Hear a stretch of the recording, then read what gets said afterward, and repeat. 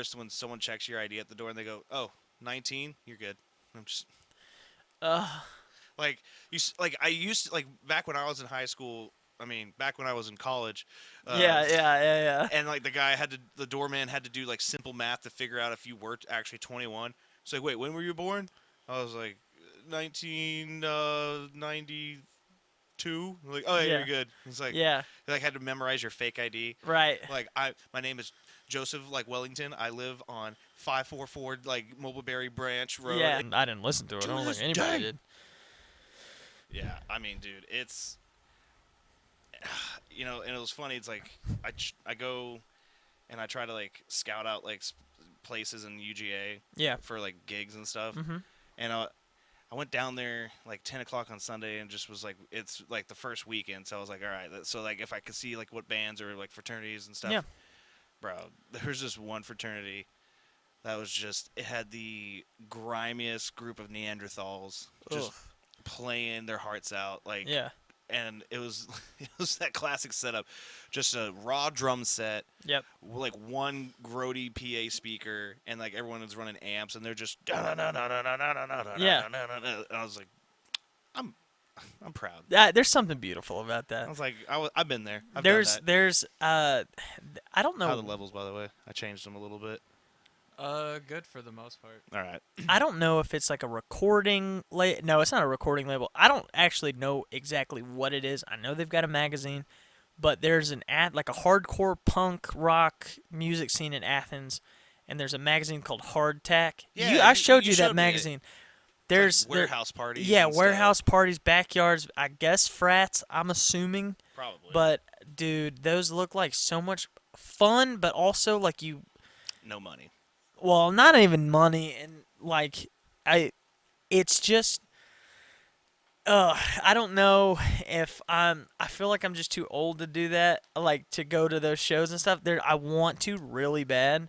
There's a band called like Rubber Udder or something like that, and they're like I listen to them on Spotify and they're definitely like punk rock. Like if you didn't grow up listening to like Ramones and the Germs and Yeah. stuff like that, like you, it's not for me. I wish I could get into it. It's yeah. I've got a buddy. His name's Mike, and he grew up in that era, and he just loves bands like Dead Kennedys and Black Flag and all those punk rock bands. Yeah.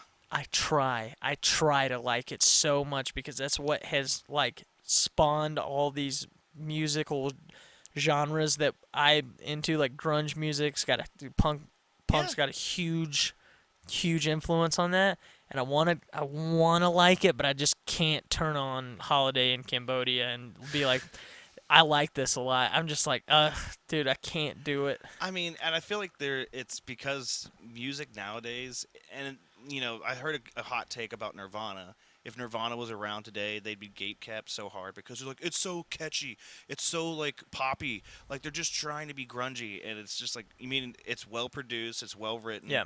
and it's got a lot of like actual genuine feeling that's just been ran through a actual like multi-million-dollar recording company. Right. Well, and that's why they got so big was because, I mean, if you, there's two types of Nirvana fans. There's people that are like, oh, dude, I love Heart Shaped Box, man. Yeah, that's a great, there's people that are just like it on a very surface level.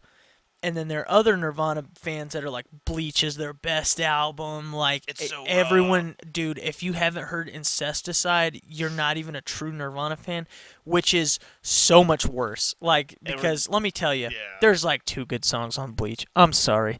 I'm About sorry. a girl and About a girl, and I like Paper Cuts a lot. Negative Creep's a good one, but everything else is just like. Well, okay, I disagree. I actually like Bleach a lot, but it's not like there's some it's good a stuff. it's a good album, but like people that say that it's Bleach or nothing, it's just a gross way of saying I'm cooler than you. Well, it's like I listened to Molly's Chambers from Kings of Leon, and it's like one of their first quote unquote first big like hits. Yeah. And I'm listening to it, and I'm like, bro, this sounds like it was a home studio recording. Yeah. But that's the thing is, that was recorded and then you listen to like what people have available between Pro Tools, Logic Pro, like all the different DAWs and all the recording systems. If you get really well versed in it Yeah. and just put a lot of effort, Oh yeah. like you could make something that sounds like back. If you go back to the '80s, people are like, oh my god, like did you go to like Abbey Road to record this? Like, you're Yeah. like, no, I did in my dorm room, and it's like, what? Yeah. Well, a perfect example of this. I don't know if you guys are big Mac DeMarco fans. I'm kind of, I've, I was super late to the party. Like Yeah. everyone was super big into him when like Salad Days came out and stuff. Recently, I've been like diving deep into the Mac DeMarco, like just I don't know, the fandom or whatever. Mhm. And I mean, I could be wrong. I know most of his albums were recorded at home, Yeah. if not all of them. I think all of them were. And dude, they're just great. Like especially for the vibe that he's going for, like which is a very surf rocky indie. Yeah. Like he's got this studio at home called Jizz Jazz Studios, and it's like I'm sure his parents are really happy. oh yeah, and he just and but again, that's the vibe he goes for, and there's nothing wrong with home studio stuff. My favorite band ever right now, I mean, it's a toss up between Foo Fighters and this band, Cleopatra. They record all their stuff at home, and it's so good. But it's Yeah. also you're not gonna get like Foo Fighters levels recordings with at home, but Yeah. it depends on what you're looking for. It just depends. Well, I had a friend of mine. He made a Facebook page of like bass players of like Georgia and stuff. So and it's just he wants to run the Facebook page and like he just wants to run it. He wants to be. It's fine. It's his hobby. Yeah. But he posted something about like, hey, what do you guys use to get that perfect tone? Like, and then I was trying to be funny. I was like, oh, I'll help my buddy out. I'll post like a picture of my Helix. It's like, or you could have all the best in one, Yeah. and then just hit like paragraphs of like comments, and it's like, well, actually, if you use like this, then this is. I'm like, Yeah, of bro, course. like, did you not see the parentheses? That means it's a joke. Well, yeah. Well, and then two. First of all, I feel like the first issue with that is define the perfect tone. That's like saying how much is a black car. Like, like it depends. What are you looking for? Yeah. I mean, did he give like a reference in his post, or just It like? was one of those posts that's just like trying to inspire comments and engagement. So and that's, Oh, it was like what? Okay, tell me I'm like following. what you think. Yeah. I'm following. Yeah, Yeah. and I I thought mean- he was just like, what's the perfect tone? And I That's know, what- like, from when I bought the Helix and I was looking into, like, if I was going to do Helix or if I was going to do, like, the Head rush. Head Rush. And, I mean, there's a ton of... Fender's got one that's got all their amp models on it. I mean, there's a handful of really, really great, like, amp modelers out there. But then one guy did make a good point. It's like, well, these are great. Modelers are great. But if you go and you plug into a really crappy house system Yeah. that's got, like, PBs from the 80s... Yeah. that have never been washed, never been Right. taken care of, replaced, and they have like 40 years of just bar grime on them, you're Yeah. going to sound a little dull. Yeah. Yeah. Yeah. But I mean, it was just fun to like see people have such heartfelt opinions, because some people like that don't subscribe to the Helix or like the modelers, they're like, oh, just get a Sennheiser E90 whatever, that little flat pancake mic, Yeah. and they'll put that on there, and like, and then the positioning of the mic, it means so much to the tone. And I actually learned this from the guy that did Alice in Chains when they recorded Man in a Box, that that soup. Yeah. He put an SM57 in the back of the amp. Like, and so that way it recorded like the tone of the box and everything. Yeah. And I was just like, that's honestly, I can see why That's pretty that cool. works. Yeah. Like that's that really makes cool. sense. Yeah, I mean anything. I'll tell you, I'm the furthest from a gearhead. That's why I play drums. Is because I picked up guitar for a little while until I realized like different amps and different pedals and different all this, that, and the other, different strings, Yeah. and like different guitars, and it's super overwhelming. And I was like, Yeah. I'm just gonna stick to the drum set. I mean, yeah, you can get crazy. Cymbals are expensive, Cymbals get out there, and like you can have all the different variations, drum heads, Exactly. like, and there's Yeah. and then some people are like, oh, you had to get Maplewood, or you got to get this type of shell and stuff. I mean, Yeah. The only thing I'll live and die by on the drum kit is my snare. It's not even it's I don't do wooden snares. steel. Yeah. Steel snares. I've got like a metallic, I don't even know what it's called. It's not bronze, but it's gold. It's probably a steel. Or It's like a variation. It's like an alloy. Like it's a Copper alloy metallion, I think is what it's called. Mapex makes it. yeah. And I like it, but I'll tell you, here's a nice compliment for you, Jared. How much do you think your snare drum's worth? like $100, $100. 150 maybe. My snare drum, $300. Yeah. Your tone on your snare drum is 10 times better than mine. Well, the only upgrades I made was I got the extra wide snare on the bottom. Yeah. And it's got a muffler built into it, which those tend to break. But you can put an external muffler, or like the trick everyone does where they put their wallet or like a Yeah, piece of like. I cloth. started doing that. Yeah. Instead of using the sticky hands on the, what I'll do is I'll take a piece of tape, and I'll just tape my wallet onto it. And I've never told you this. I've probably done it in the past like 4 shows we've played. Yeah. And if I'm too close to the mic, please let me know. Yeah, just maybe bump it a little bit, just Just like a little further, yeah, just like ½ inch away from you. like here. Yeah. Okay, because I keep hearing my P's really. Yeah. Yeah. I mean, as long Um, as you're excited, it doesn't matter. Okay. Yeah. Cool. Yeah. So there, I have to tape my wallet because I've got a trifold wallet Yeah. that I've had for a decade. Legit, I bought it the day I turned 15. I just turned 25. I've had the same wallet, and so I've got to tape it a very certain way because if I don't, I'll hit like a flam or I'll hit like just a rim shot, and I'll bounce my wallet open. It won't. It hasn't gone off yet, but open at the beginning of like one of our super long songs that we play. Oh yeah. And I'm just watching my debit card slowly slide out of my wallet, my credit card, and like my open carry license is like slowly. Oh no, you don't want that to be rolling Yeah, around. I know, and it was just like slowly, and like it timed out perfect where my last hit, my cards fell out of my wallet, but it was at the end of the song, so I put it all up and I flipped my wallet over. We can just wrap it over. But that was it. That was at Will Henry's in Rockbridge, and I was like, I can't. I don't have a break, and I can't fix this. I was like, I'm just gonna lay low on the snare a little bit. Yeah. I mean, So- it's one of those things where it's just like I mean, there's that guy that's gotten famous for being the world's best drummer with the beard and like. Oh yeah. He just plays everything super crazy. Mm-hmm. He's a very talented drummer, but he has the cowbell on his Yeah. snare, and I'm like, it doesn't suck. No, yeah, It's just it's unorthodox. yeah. His drums, man, his tone on those drums are crazy. There's no resonance. Well, a lot of that comes from like you can even have like drum heads that have like the foam like kind of melted onto the rim of it. I had that on my kick drum, right? on my kick drum. Yeah. That was the best kick drum head I've ever had. It's like a Aquarian Super kick. Super Kick 2, I think, and it's got a foam piece between. Dude, it's so nice. It just poof. Yep. But I busted one of the heads. I don't know. I recently upgraded my kick drum pedal. Yeah. So I think that's gonna help a little bit. Well, the one that I gave you, like it was just a rubber, like a hard rubber. Yeah. Like yeah.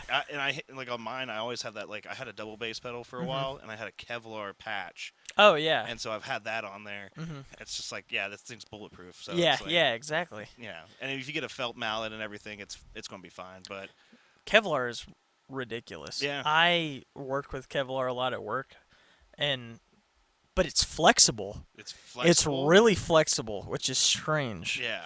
The Kevlar we've got, it's ugly. It's yellow. I use it in my braces. Like I want to make braces. Like if I'm trying to make like a cushion on like the thigh section, like I'll just put a piece of Kevlar over there because it flexes a little bit. Yeah. Sorry. It's okay. And it's crazy. Like I mean, that's crazy to like look at. Like I don't know. That stuff is so durable. Well, it's like you look at it and you're like, how do you tell me if I just put like 50 layers of this in a shirt, like it's going to stop a 45 caliber bullet? Mm-hmm. It's like, and to everyone's credit that's ever been shot with a Kevlar vest, they're like, oh yeah, you live, but it feels like you're winded. You get hit by a truck. All the wind is now out of your body.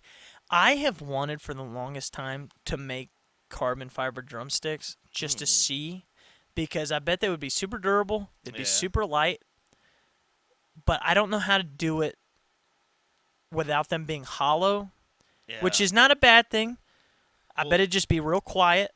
Do you remember Joey Jordanson, the drummer Mhm. for Slipknot? Yeah. Like he was like the guy for the Ahead drumsticks, Mm-hmm. which were like metal, but they were like aluminum, titanium. Like there was some kind Yeah. of like super light, strong metal, and then like you basically would buy these sheets that would go around the metal, and then the nylon tip is what you screwed onto it. And I had a pair of those, and they were fine, but it's just like they felt so. Just fake. foreign. Yeah, it was just like, or like Zildjian had a pair of Zero like resin, or like they had these rubber pellets in the back of them, Mm-hmm. and so when you'd hit the snare, it felt like, you're like, I didn't feel any Strange. recoil. Yeah. No bounce, no recoil, no Yeah, nothing. which is that's not It good. takes away a feel. It's kind of like Takes the away a feel, but broomsticks. if you have no like bounce, like how do you even play? Like that's Yeah. such an integral part of technique is the bounce and the I don't know, Yeah, man. I mean, I'll tell. Oh, what's your opinion on the drumsticks that has the rubber handle on them? I don't I don't hate it. I feel like it's because some people do just have like that genetic thing about like with drumsticks or with their hands that their hands sweat. Yeah, And so if you have just naturally sweaty hands and you're doing a physical activity like drumming Yeah. is incredibly physical, yeah, no, I mean I don't fault you at all for saying, hey man, I want to have something that's not going to slide out of my hands. Right. So I'm like, okay, that makes sense. Yeah, I've never looked at it that way. it's preference. Yeah. And like like with anything that like instruments and stuff. Like, I mean, the reason you buy a 7-string guitar is because you're playing a certain type of music. Yeah. Like, if you have a 6-string bass, you're playing a lot of crazy, like, melodic stuff Yeah. in your bass. I mean, could you technically get away with a 4-string? Yeah, but, it's like Yeah, a gives you- dually truck has dualies for a reason. For a reason. Yeah. It's like, That makes sense. It's all purpose-based. Yeah. And if it works for you, I mean, Yeah, I never even thought about that really. I thought about like I've always thought about just people that I don't know. I don't have my hands never sweat for some reason. I've been blessed, and yeah, I guess that's a good point. I never thought about that. yeah. So It's it works similar for to people with certain people. It'd be similar to wearing like the gloves or like the fingerless gloves that some drummers do. Yeah, Dave some of- Grohl started doing It'd be that. very similar Yeah. to that, wouldn't it, as far as feel and whatnot? Essentially, yeah. I mean, there's something about like like with guitar playing on like my like left hand, Mhm. since I have the calluses and stuff. Like I mean, I if I have to pick up something hot, it seems silly, but I pick it up with my left hand because I know I'm not gonna feel it through the calluses. Yeah, It's like- that's smart. But it's like every now and then, like it's like, ooh, my fingers are still hot after I put it down because it's like, Yeah. yeah, the dead skin's still It's still warm. It's still like, hot. Yeah, it radiates through. that's oh man. I know. It's been so long since I've played guitar that my calluses are gone. And my cousin just started picking up guitar, and he's like, "Man, can you teach me a couple things?" So I like played for a couple minutes. I was like, "Dude, my fingers hurt so bad." I'm like, I gotta get these things back, man.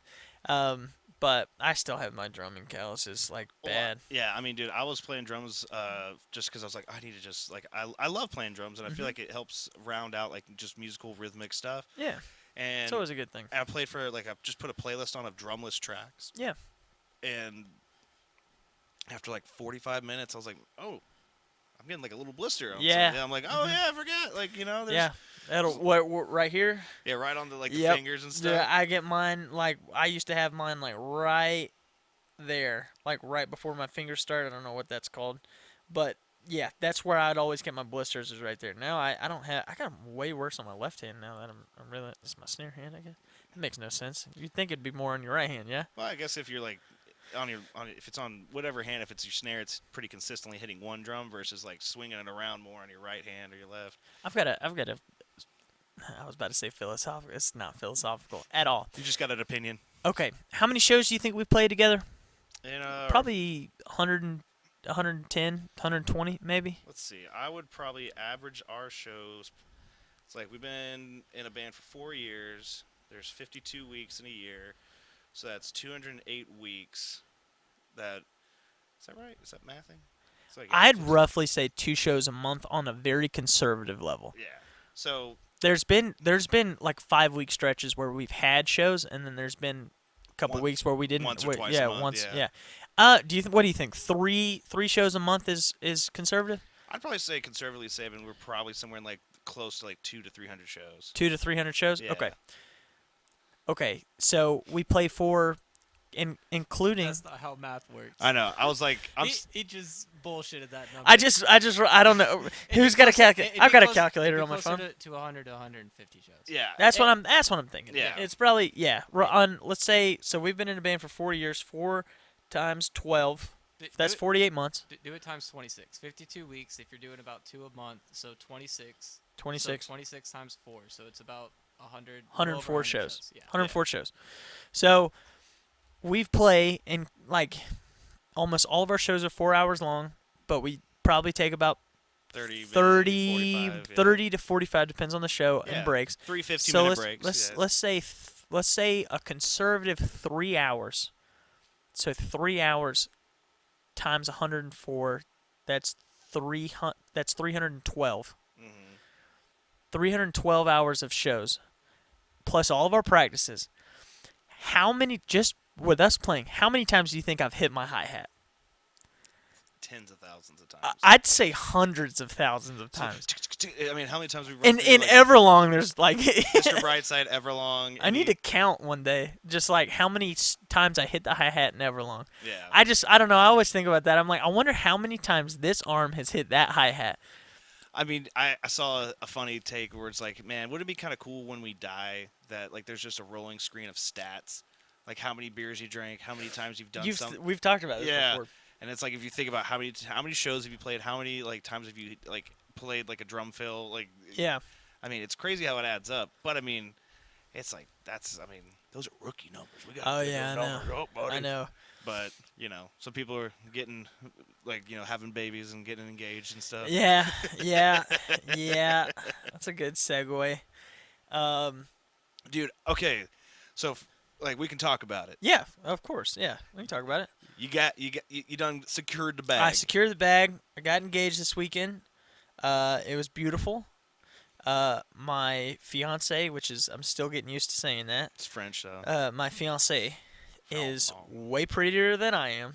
As it should be. I don't know how I ended up getting that bag. Personality. She's the thank you.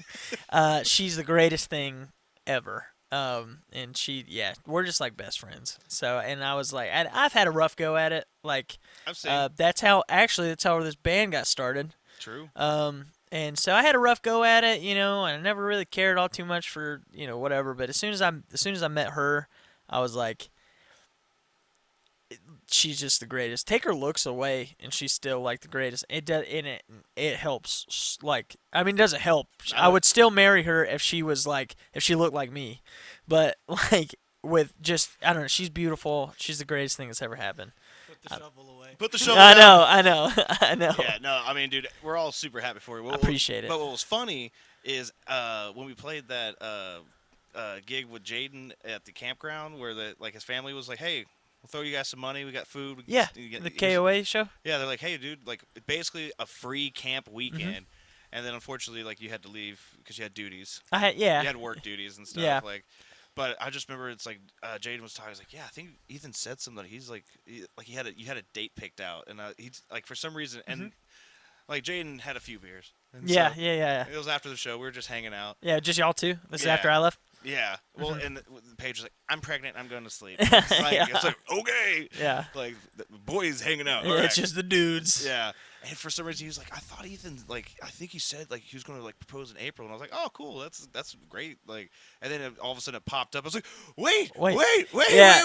No. So we went ahead and we've got our wedding booked actually. Nice.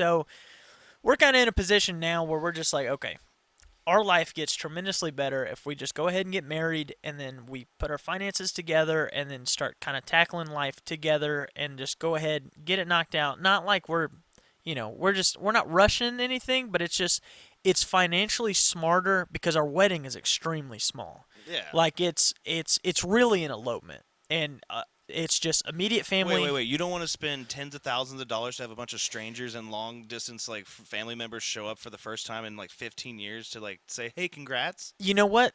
When you put it like that, no, exactly. We were with the housing market the way that it is now. We just decided it'd be better to just have something really small and it's really an elopement. I mean, I feel you. we've got our wedding parties. Like I've got my groomsmen, she's got her bridesmaids bridal party, and then our immediate family, and then that's it, right? And it's gonna be really cool. It's gonna be Charleston. I'm looking forward to it. I don't know how much I can talk about this, so hopefully Savannah doesn't take my head off when she sees this. But I think this is pretty. I don't know. But it's only the whole internet. It's only the entire internet. So, but yeah, no, I'm very excited about it. And I will say I'm kind of there's a part of me that I'm glad that the engagement's like done Yeah. because I was stressing about it. I mean, I was sweating bullets. Not because I didn't think she'd say yes, but because of there were so many moving parts in that whole day that Yeah. had to happen, and I thought that that's what I was nervous about. So once all everything was in place, do you want me to give you Yeah, the run through? please. Okay. So Savannah, she kind of knew that I was proposing soon. Well, she definitely knew. She knew that the intent was there. Like she's She like, hey, knew, I think yeah. he's Well, in we it. booked our wedding venue. We booked our wedding venue before we even got engaged. Yeah, so she was pretty confident. She was pretty confident, and I was also pretty confident that she'd say yes. So, Can't get that deposit back now. exactly. So exactly. So, so I'm trying to figure out where the best way to start. So she knew it was coming, and she's a little. She says she's not a detective. She says that like these like clues just kept popping up without her looking for it. And there's a part of me that agrees, and there's a part of me that's like, well, you're the one that put everything together. So she kind of knew that it was going down that day, but she had no clue when it was going down. She had no clue where it was going down, nothing like that. So to give you kind of the rundown, Yeah. she gave me two. She told me she wanted two things. She wanted her really close like girlfriend group there, Yeah. and she wanted professional pictures, like a photographer. Yeah. And I was like, okay, easy enough. Two factors you can definitely Two handle. factor, super easy. Yep. She didn't care where. She didn't care about anything else. She just wanted those two things. I said that's easy enough. So I got with her friend, and we came up with this plan where they so about once a month they go on a girls trip and Yeah. they go to a restaurant or whatever. This time it was a wine tasting, and so we had it set up to where it was just those four girls. It was her and then her three friends. We're gonna go to a wine tasting. Yeah. Well, it wasn't the wine tasting. Oh, you don't even know that about this part. I'll have to tell you. So, we played that New Year's Eve gig Yes. up in Highlands, Yeah. Cashers, yeah. And on the way up there, I drove myself, and I stopped at this overlook. And I mean, I don't know if you guys stopped, but it was. I stopped at like 5 or 6 of them. Yeah. Yeah, yeah, yeah. So it was beautiful. I mean, Yeah. gorgeous. And it's like right when we first started dating. So I took a picture of it, sent it to her. Like when I saw it, then that was back in, into December, January, New Year's Eve. Yeah. So I was like, man, that would be kind of cool, like full circle. So Adriana, which is Savannah's friend who helped me kind of put it together, she told her that the wine tasting was up in North Carolina. So they all got in a car and went up there, and I had to. Well, Adriana took her to breakfast that morning, and I had to play it off like, she was like, "What are you doing today?" And I was like, just "I'm doing stuff. Yeah. just doing stuff. I'm gonna go to church, and I'll play some games all day." And she's like, "Okay, sounds good." Well, Adriana's here. I'm gonna go to breakfast, and I was like, "All right, sounds good." I'm watching her location, and as soon as I see that car pulling out of the driveway, I jump up, I hop in the shower, I get dressed, and I'm on the road. I pick up Drew, which is one of the girls' husbands. I pick him up, and then I go and I pick up the other two guys, Clayton and Tyler. And all four of us are in the car. We're all dressed. I got all the stuff. It's in the back of the truck, and I'm hitting the road. And because all the stuff was at Adriana's house, all like the scenery, I had a big sign made, or she did. Yeah. And so I picked all that stuff up. But the issue was, they were coming back to their house to get ready. She told me she would be there at 10. She didn't leave the house till 8, like a little after 8. And I had to pick all the boys up and then get all the stuff and be out of her house by 10. Yeah. We left their house at like 9:45, 15 minutes before them. And Cutting then it we hit the road. close. Man, I was sweating. So we get on the road, and now we got plenty of time because they still got to get ready. And we make it all the way up to North Carolina, make it up to the Overlook. We get set up, and I thought all my nerves were coming from getting everything done in time and making sure all the wheels and gears come into place, and where nothing gets messed up. that's not why I was nervous, because it just got worse. Like and we got on the road, the nerves just kept kicking. And Tyler was in the passenger seat. I was driving. He was like, he saw my leg just a going, and he's like, dude, it's gonna be all right. It's gonna be okay. And I kind of talked myself down. The boys helped, and I get up there, and it's like T minus 10 minutes before they get there. I'm like, everyone's watching their location or whatever. I was about to throw up. I was so scared, man. And then, but it was perfect. They get there. They park to where when they park, they can't necessarily see me. She comes around the car. She sees me. She starts crying. I didn't think I'd cry. I start boo-hooing. Yeah. And we start crying together, and pop the question, and then it was good. Her friends came over, and then all of the guys that were with me were in the woods, and they came out, and we just had a good old time. Then we actually did go to a wine tasting afterwards. Yeah. It was really cool. Hey, man. It was really cool. You did it. I did it. I'm glad. I don't want to say I'm glad it's over, because it sounds like I didn't enjoy it. It was the best day of my life. Yeah. But I'm just glad that the stress of it is gone, and now we can just focus on a wedding. What's cool is she's going to do most of the planning for that, so I just got to sit back and say, okay, sounds You did good. the majority of your part. I did my part. Now you just show up when she says and be where you're supposed to be at the right Yep. time. Exactly. Yeah, dude. I mean, it's a lot. Like, I mean, especially like where you're at in life. Mm-hmm. Like, I just turned 30, Mm-hmm. and it's like you're 25. Yep. And it's like some people are like, oh, that's too young. It's like, bro, it's if you can get in a relationship with a good person like you guys are, like, Mm-hmm. and you got a plan. Because there's so many people that I know that are in relationships that they just are like, oh, it just like what's next for you guys? I'm like, oh, we don't know. I'm like, what do you mean you don't know? What do you mean? Yeah. Like, you just out here just living life Just, together? yeah, Like, exactly. I mean, it's at least you guys are at a good spot. You're not like jumping into it because you're like struggling Right. or pregnant. Yeah, exactly. Right. Right. Right. Right. Yeah. So I mean, it's like it's all because you want to. Of course. Yeah. And I mean, like, dude, like, I'm super happy for you. Thank you, dude. You did it, I man. appreciate it, man. That Like- means a lot. I mean, you know better than anybody, like the kind of the struggles of. I mean, we've talked about it. I think we've even talked about it on the pod before, but like the whole band came because we both like just got out of like pretty What shitty we thought were situations. serious, like, relationships. Yeah, at the time, yeah, exactly. And like in retrospect, like obviously now, I don't know how you feel about yours. I'm pretty sure we're on the same page. We look back on it and we're like, what the fuck were we thinking? Like, well, that's not even, It's like, happy it happened, happy it's over. Yep, exactly. like, Don't we're- think about it anymore. You're like, Can't I'm change so much anything. better now. Like, and I mean, I would assume that you feel the same way.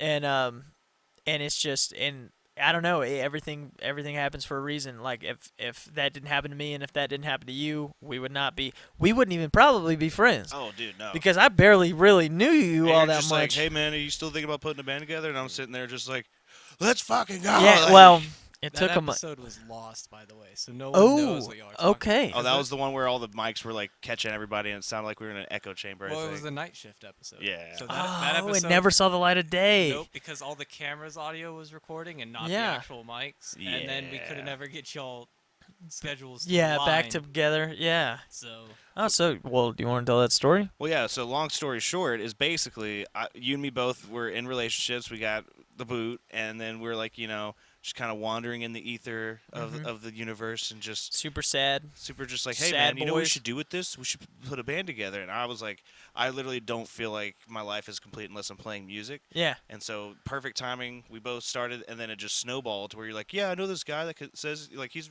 kind of a drummer, but he can play bass. And then that's when we Yeah. dragged Jaden into it. Mhm. And then you guys were like, there's this guy that he can play guitar. It's just like you got to tell him what to play. And then Brett's just like, yeah, what's up? I'll play. Oh, okay, cool. Learn the tabs. Dude, Got it. and it was great, and like it was beautiful. I mean, it was such a cool thing, and a lot of people. I don't think a lot of people really get this. Is me and you only kind of we'd hung out once, Yeah. but like, I went to school with Sebastian over here, Yeah. and then I was friends with. I wasn't like I was friends with Joseph, but we didn't like. I was closer to his brother. Yeah. And then I was close with Devin, and Yeah. then they just knew you, and then like we'd been to shows that you guys played together, and then like And then Joseph's like, I guess if we're not gonna be in a band, I gotta go do stuff. And then he got married and had kids. yeah, And then everyone else is like, Charity, what are you doing with your life? I'm like, I'm just working out here, just trying to find a way. yeah, And then like it all just fell into like it worked out, and it's like Mhm. and it's like any band will talk about like their trials and tribulations of like everyone's life is going on. I mean that's what Yeah. happened with Tromley Bay. We course. tried to we screwed around a lot. We Yeah. definitely didn't have the work ethic that like and stuff that we have now, Right. to where it's like, hey, like if not to say like I could stop like any of the guys from pursuing the things that they're pursuing. They're all in Yeah. great spots in Yeah. life. But it's just like, yeah, I mean, life pulls you in the way, and it's like if that's you got to make hard choices. Gotta. Yeah, Yeah, I mean, you gotta do what you gotta do, and I mean, like, and me and Savannah have talked about it a little bit on like, getting married and having kids and stuff, and like, how's that gonna affect this and the other, and that's one thing that's like been unwavering is like, the band is the band, like you gotta, and I'm sure it'll change once we have kids, like to a certain extent, but like I've asked Savannah, I was like, hey, like, if we get married, like how do you feel about like band practice and stuff? She's like, no, you need to go and do that. Like, and I was I like, mean, thank you, I appreciate some guys it. like some guys will have like a pool league night or a bowling league Yeah, night. They'll of have course. something, and it's like I think that's a thing our generations are a lot better at. It's like, Yeah. hey, like have friends. Right. Like the worst thing I see is couples that they are their only friends. So it's like, Yes. like, Yeah. who do you hang out with? Oh, my girlfriend. It's like, who else? Yeah. It's like, oh, not really anyone else. No, of course. It's like, yeah. that's not good. I agree. And what's even more more better. Mo better. What's even better too is, well, in my humble opinion, I don't know. This is how me and Savannah work. Is like we are both collectively friends with everybody. Like, I mean, Savannah's not super involved with the band stuff, but she like we. I mean, we're friends with. She's actually hanging out. It's funny. I'm friends with this guy named Dylan, and he got married a little over a year ago, and Savannah didn't know them at all before we started dating. Yeah. Hung out with them once or twice. Savannah and Dylan's wife Elise have gotten really close. She's hanging out with Elise tonight, and like And that's a great dynamic. exactly. And they were my friends before, and the same thing goes for them. I'm really close with. She's got two friends, Clayton and Brooke, and I didn't. I'd met Clayton once or twice before we started dating, but like ever since me and Savannah started hanging out with them, like I consider Clayton one of my closest friends now. Yeah. And I've went and played golf with just Clayton, and the girls didn't tell us we had to go do that. Like it's cool. And when you're a couple and you're friends with other couples, and it doesn't even have to be couples. Me and Savannah are super close with Cameron and Drew. Yeah. They're not a couple. I don't think they are. Yeah. I mean, No shame, I boys. don't know. They lived together for like 3 years, I'm sure. There's never any women There's been around. some drunken nights. I don't know. But Cameron's gonna fucking kill me for saying that. All right, so clipped. clip that. Clip that. that. Clip that out. Timestamp everything, Please, all Tom. right. But Please there's clip that out. like, and I've been in relationships where it's like I meet somebody, and then it's like you get to that point in the relationship where like I like you a lot, and now it's time to like introduce you to my friend group, Yeah. or like when you get introduced to her friend group, and then there's like, oh, well, yeah, he's all right, and it's like, what do you mean he's all right? It's like you don't like him as much as I do. It's like no, because I'm not dating him. It's Yeah. like, Yeah. But like that, when you combine the friend groups of relationships and stuff, or like if you have pre-existing friend groups and then people start pairing off, Yeah. like it's the chemistry changes. It does. I agree with that wholeheartedly. Thankfully, me and Savannah, like I love all of her friends, Yeah. and she loves all of my friends, and like it works, and that's huge, and like you don't really think about that until you're already kind of deep in the relationship, and it's not like, oh, my friends don't like her, like I'm gonna kick her to the curb or whatever. You get kind of far into that to where that's not an option anymore because you really like her. You don't really, in all honesty, you don't really give a fuck if so and so likes her or not because you really like her. And so it's such a blessing when everyone you enjoy everyone's company. Yeah, and that's like the melding of like the groups and stuff. It was like, oh no, like, and that's the thing. You hope your friends like find people that are really good people. Yeah. Because why would I not like another really good person joining the friend group? Yeah. Like, and I mean, like, like I was talking with my buddy Joey.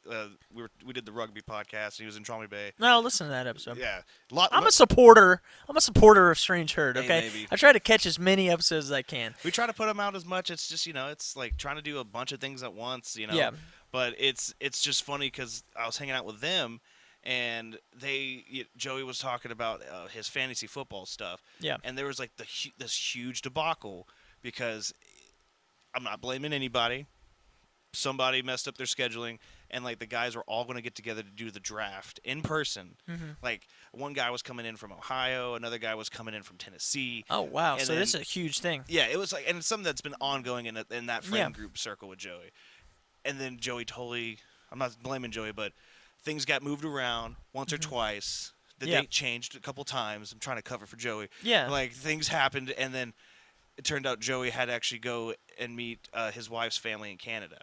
Oh wow! So he was like, I know we all did all these things to make these maneuvers happen, but I will be auto drafting. I've got prior obligations. That like- sucks. But I mean, It was you like, know what sucks is that's life, dude.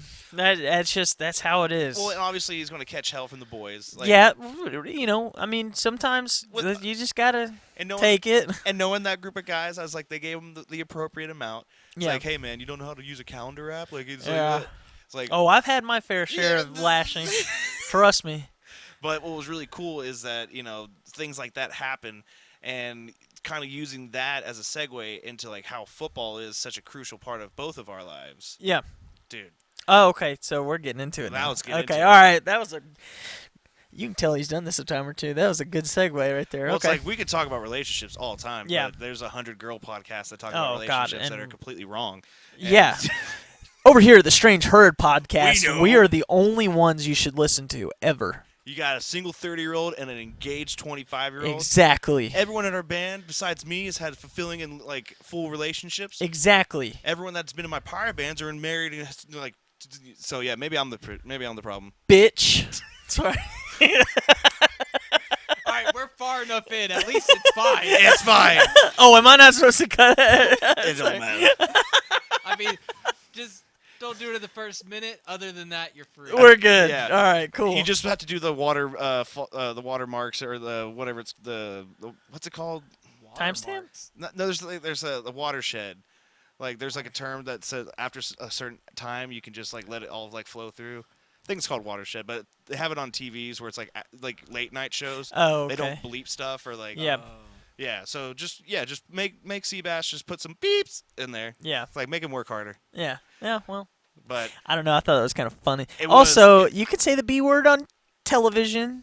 I mean, I also have the power that while he was doing his self-degradation, I can just put cheering sounds in the background. Just yay! Oh, that's a good point. Yeah. Yeah, Do you have a soundboard yet? no, Why do I I want keep one getting so so bad. close to the microphone? I'm sorry. It's okay. It's fine. I just don't trust Seabass with a soundboard. I know that's the only reason we don't have one because he doesn't Uh. trust me with it. Not at all. Not one bit. Which, fair. Ah, Yeah. yeah. Fair. Honestly, I would tear that thing up. I mean, we've seen what Cameron's done on his video edits where he just throws in Oh stuff. God, Is it funny? Yes. Listen, all right, I'm gonna hijack the show for just 2 seconds and Alright, no. shout out his. Continue hijacking. I gotta change a battery. Okay, I've got to shout his YouTube channel out. It's called Bando, and we've game together, played a couple games together. I think it is so funny. Some of the stuff that is being posted. He's a great editor, and he's really like putting out some really good stuff. That's like, it deserves, like, he deserves a really good audience. Like, I'm so proud of him, and I mean, the love stuff doing. you've shown me is like, I'm like, dude, this is on par with like any of the other like stuff I I've know seen. he's killing it, and he's really enjoying doing it. I enjoy doing it with him. So it's called Bando. I know that's like a really short. You might have to do some searching. Bunch of Fortnite videos on there. We played this game called Oh Dear. That was a lot of fun to record. Have you ever played that? Dude, it's fun. It's fun. It's What is Oh it's so stupid, but it's all right. So Oh Dear is it's the dumbest little like social game. It's not even a social game. Is this the one where It's you, like it's like prop hunt kind of, but someone's a deer and someone's like a werewolf or something like that? sort of. So Yeah. let's say there's 6 players, and 5 of them are deer, but they're like skinwalker deers, and you've got to pretend to like be a real deer. You're in a map, and like it's like the I can't really compare the graphics to something. It's kind of like Goat Simulator. Like it's whatever. It's not great, but it's like it gets the. Yeah, It it's gets just a the. fun little cartoony I think game. I've seen it. It's like it kind of looks like obviously this isn't like top quality. Like like it's better not than red. any mobile game. Yeah. Yeah, perfect example of that. Yeah. And so you've gotta pretend to be a deer, and just walk like a deer. I mean, you look like all the other deer, but if you don't eat by a certain time, you'll stand up on your back legs and it'll make a noise. And like there's one of the six is a hunter, and you gotta kill all the imposter deer or whatever. And then but if the hunter kills too many real deer, he'll start to lose his, it's called his sanity. And then if his sanity bar goes all the way down, all the deer turn into like skinwalkers and try to kill the hunter. And if they kill the hunter. It's such a stupid little game. I've seen this game, and I feel like I really. It's like kind of like you said, like Manhunt. It's a lot like Prop Hunt. Or like Prop Hunt, it's so fun. And that file actually got corrupted a couple times, so like it's not the most cohesive video in the world because it was like he took three different playing sessions and put it in one. Yeah. But it's still a funny video. Like it's for any listeners of the Strange Herd podcast, if you like funny little stuff, go Yeah. check it out. I'm on it sometimes. I'm not on every video, but it's I'm shouting them out. I'm sorry, that was my one little No, that's commercial. fine. Hey, man. So Maybe we rising tide lifts all boats. There you go. So maybe we'll shout out Strange Herd on the So if I want to get you to play like Chain Together or something. chain. like that, He does it. He did a Chain Together I've video. seen That's the Chain stuff I Together is a wanted. good one. Yeah, Chain Together is a video he did, and that actually got he was for a minute that was his highest viewed video. It had like 150 views, Yeah, and yeah. like all his other videos had like 50, 60 views. Yeah. Chain Together was a good long format video, and he started. It's so cool to watch him like get more and more comfortable with his creative direction. And because at first he would just record with me and Jaden, and I think Jaden was in a video. I don't know if Brett's ever been in one. Drew's in them, Ricky's in them, and like he just record like I don't know, a couple hours of content, scrub it down, put like subtitles on it, and then put little funny edits and upload it. Yeah. Now every video typically has an overarching plot, and it's like not necessarily with Oh Dear, but with Chained Together, the point of that game was all three of them were trying to speed run it because if you could beat it in a certain time, you get your money back. So the whole plot of that video, it's like a 30-minute video. They were trying to beat the game so they get their money back. It's like, you're cool. costing me money, Drew. Like, God dang it. Exactly. It was fun. So Dude, and I mean, that's one of the fun things. And I mean, like, kind of going into, like, that's, I feel like stuff like that for, men, just being a man.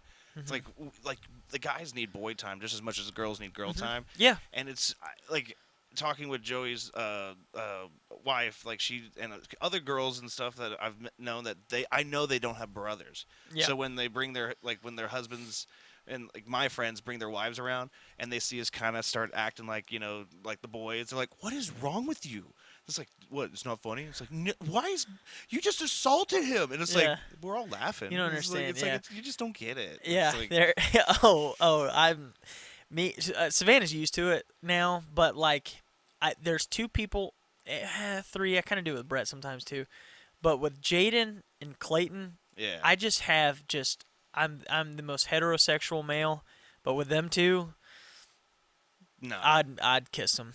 It's like, hey man, I love them. sometimes you gotta kiss the homies goodnight. Yeah, and I would do it every single time. Like we have a little 4-way group chat, and it's just me and Clayton flirting all the time. Oh, I dude. do it to Jaden all the time. I've seen that joke where it's like, guys, you are scared to flirt with girls, but if you just said the things you said to your friends, you probably would get a better. And I'm like, I don't know. About I that. don't think so. I don't think I so. think we might end up in jail. No, that's a lie. We definitely end up in End jail. up in jail. Yeah, for sure. But I mean, like even like when because Madden just came out, that it was NCAA 25, and then Madden came out, and so there's like, I mean, I played Madden a lot back in the day, Yeah. and I was garbage. Yeah. And then like any video games, I've been garbage. Yeah. Like it's just I try to. I'm terrible at games too. I'm just there to have fun with the guys. Me too. But it's like I'll see everyone like on their Discord like, oh, they're all playing this game, and it's like, and then the group chats and all that go through it together, and it blows my mind how even like with college football, like you can have a game, and we were talking about the NIL and all that other stuff like the likeness and stuff. It's crazy to think that an 18-year-old can like be a 5-star recruit and be just a high school senior with the world in front of him. Then the next year, like like, oh, I'm playing a video game as my friend. Yeah, Like, yeah. what? It's crazy. I mean, it's cool. Like, I went to high school with that guy 2 years ago. Now I'm throwing touchdowns against, Yeah. like, Oregon State with him.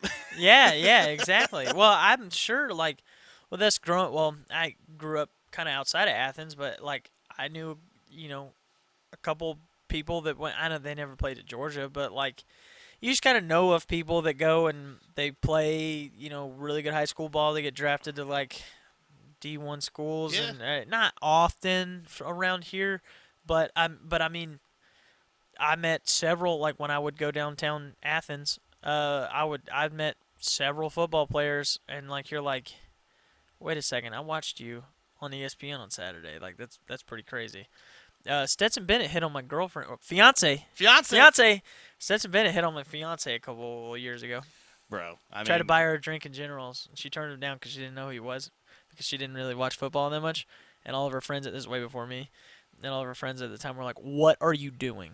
Like, take the drink." you don't have to do anything else, but take the drink. I'm glad she didn't, because she'd probably be living in Los Angeles right now. Hey, But look, you could be his boyfriend. I don't, I, honestly, whatever. But dude, it's crazy because I just did a quick Goog, and there's 134 schools that are in Division I football. Yeah. So 134 schools, and if you think about it, you got 134, and then let's say every football team has a starting roster of 60 people. So you got that. So that's 8,040 players that are in a D1 actual playing position on dressing for a football team. Yeah. So that's a lot of that's so few when you think about how many high schools there are. Yeah. And so just the fact that you Well, get there's that many high schools, and yeah. in Georgia probably. Yeah. I mean, and the amount of schools that get Texas gets a lot of rep as one of the bigger I mean, they have literal NFL sized stadiums out in Texas for Yeah. high school football. Yeah. I mean, I went to Brookwood and we had a pretty decent stadium. Mm-hmm. Not trying to brag and stuff. I mean, Yeah. that year we played state, and I was like, oh my god, this is big time. Yeah. I mean, I played in the Georgia Dome 4 times. Did you really? Yeah. That's cool. I didn't know that about you. Twice. Well, there's Corky Kell junior or my sophomore, and then I played in the state game that year in the Georgia Dome, and then Corky Kell, and then I wasn't upset, but it was senior year was the last time, and then they blew it up, and that was the Mercedes Benz. Yeah. But I mean, dude, just the fact that as a high school, I'm playing, and me and my buddy we're in the locker room, we're like, bro, these are the visitors' locker rooms. You know who could have sweat on this? Yeah. It's just that kind of funny thing you think about. But you go into that, and then you see how it's so incredibly. I think I heard a stat, and comments, anybody that actually watches this that wants to fact check me on it. I think to kind of do a quick little cross episode, little crossover here between music and football.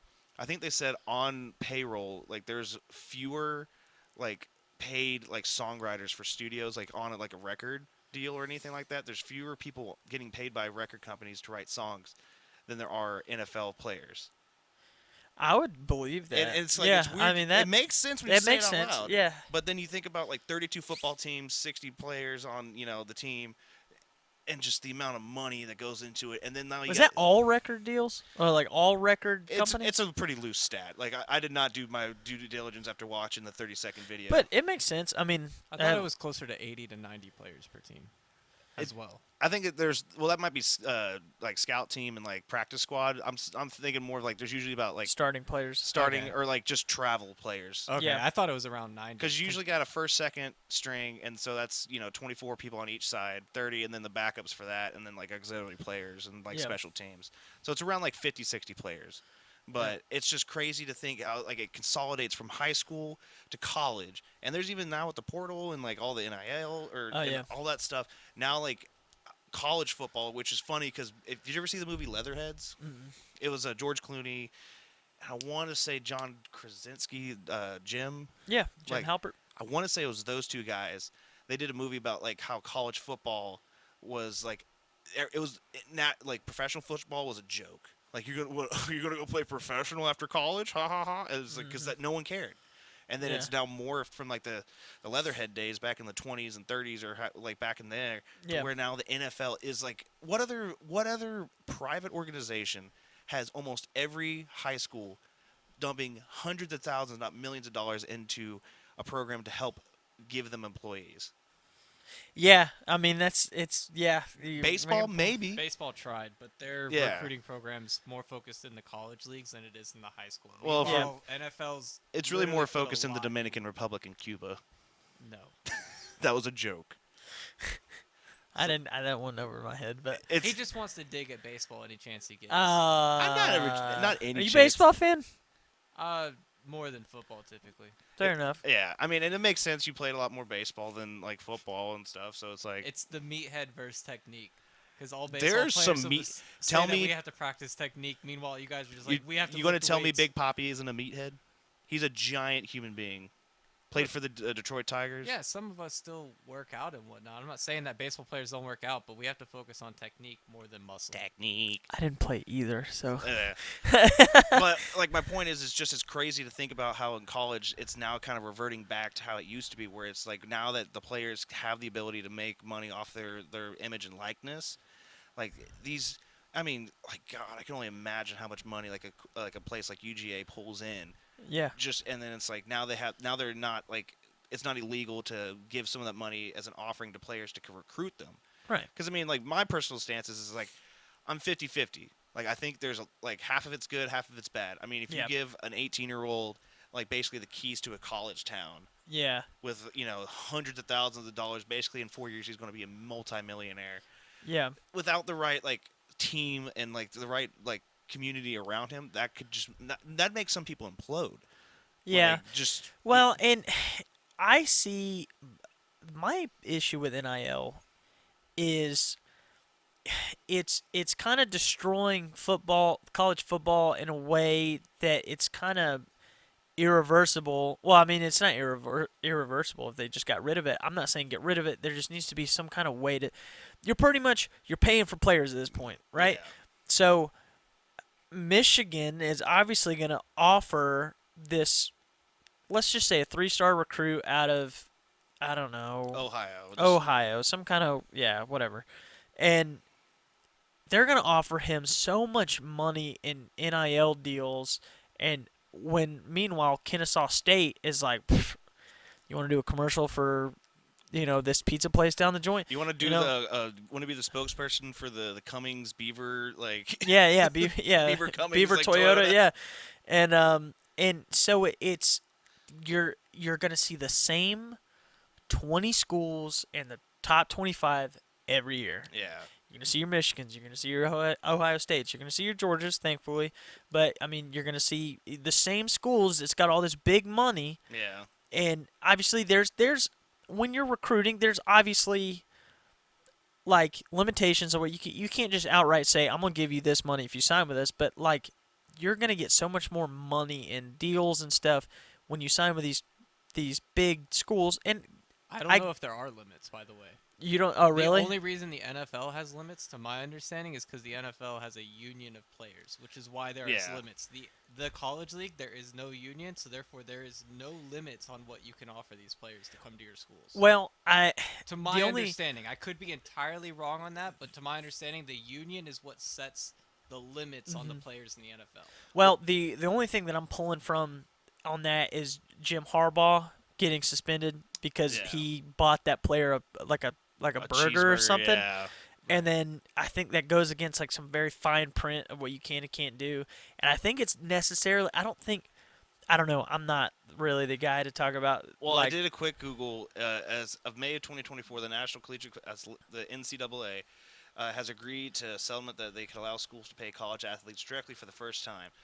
Back pay is 2.75 billion is like that's the whole thing, and then amounts based on 22% of the average power conference salary caps. Athletic departments will have a salary cap of $22 million a year.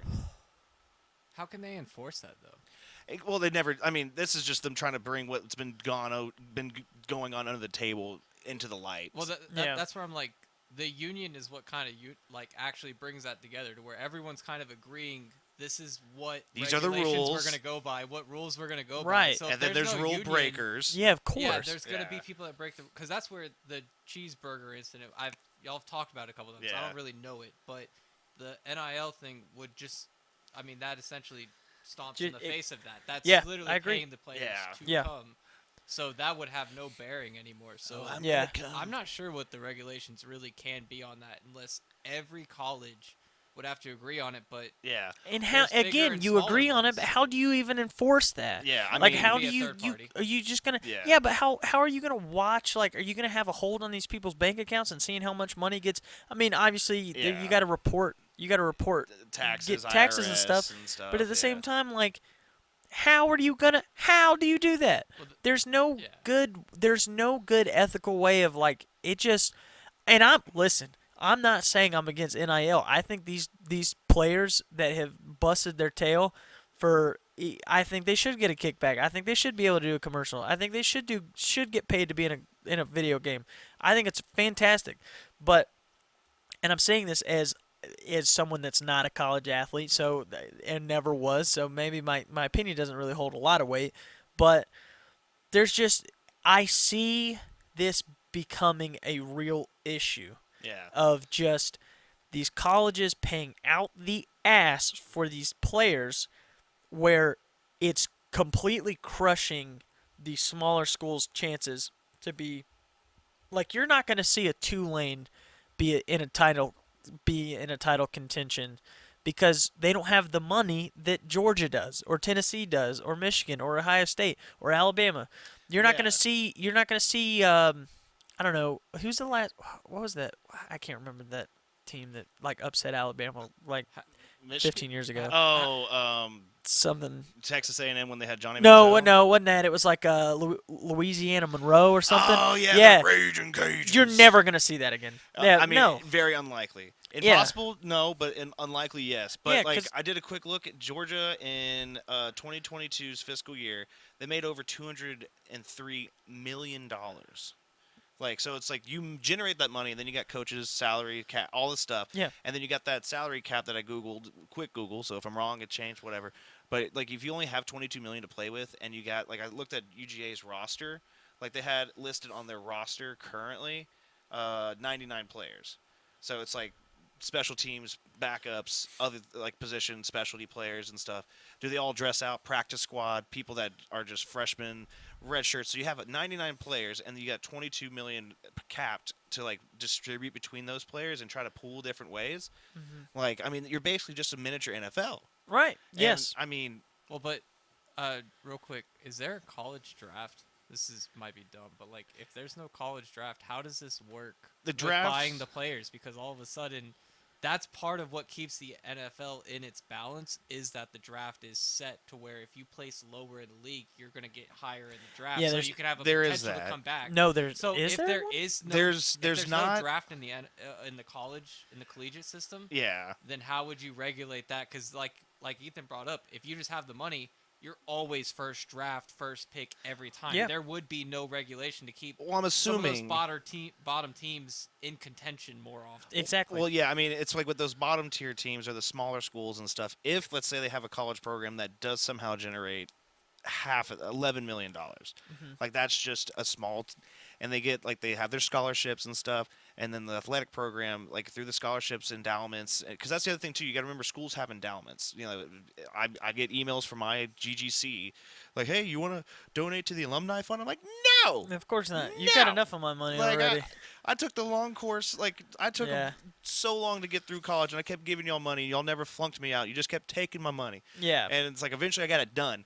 But it's like I can only imagine on a grander scale. It's like if there's people that do donate to that, so you can be a part of the alumni programs, the networking, other things like that. I mean, and then you got fraternities, there's networks and networks and networks in these giant schools, and then you like plug in the college like program.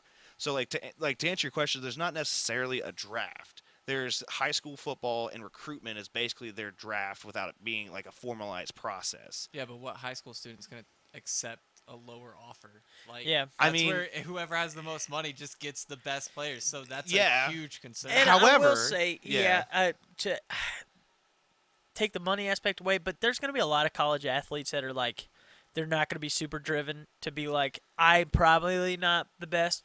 Like, I'm probably not going to go to the league, so let me take as much money as I can in college.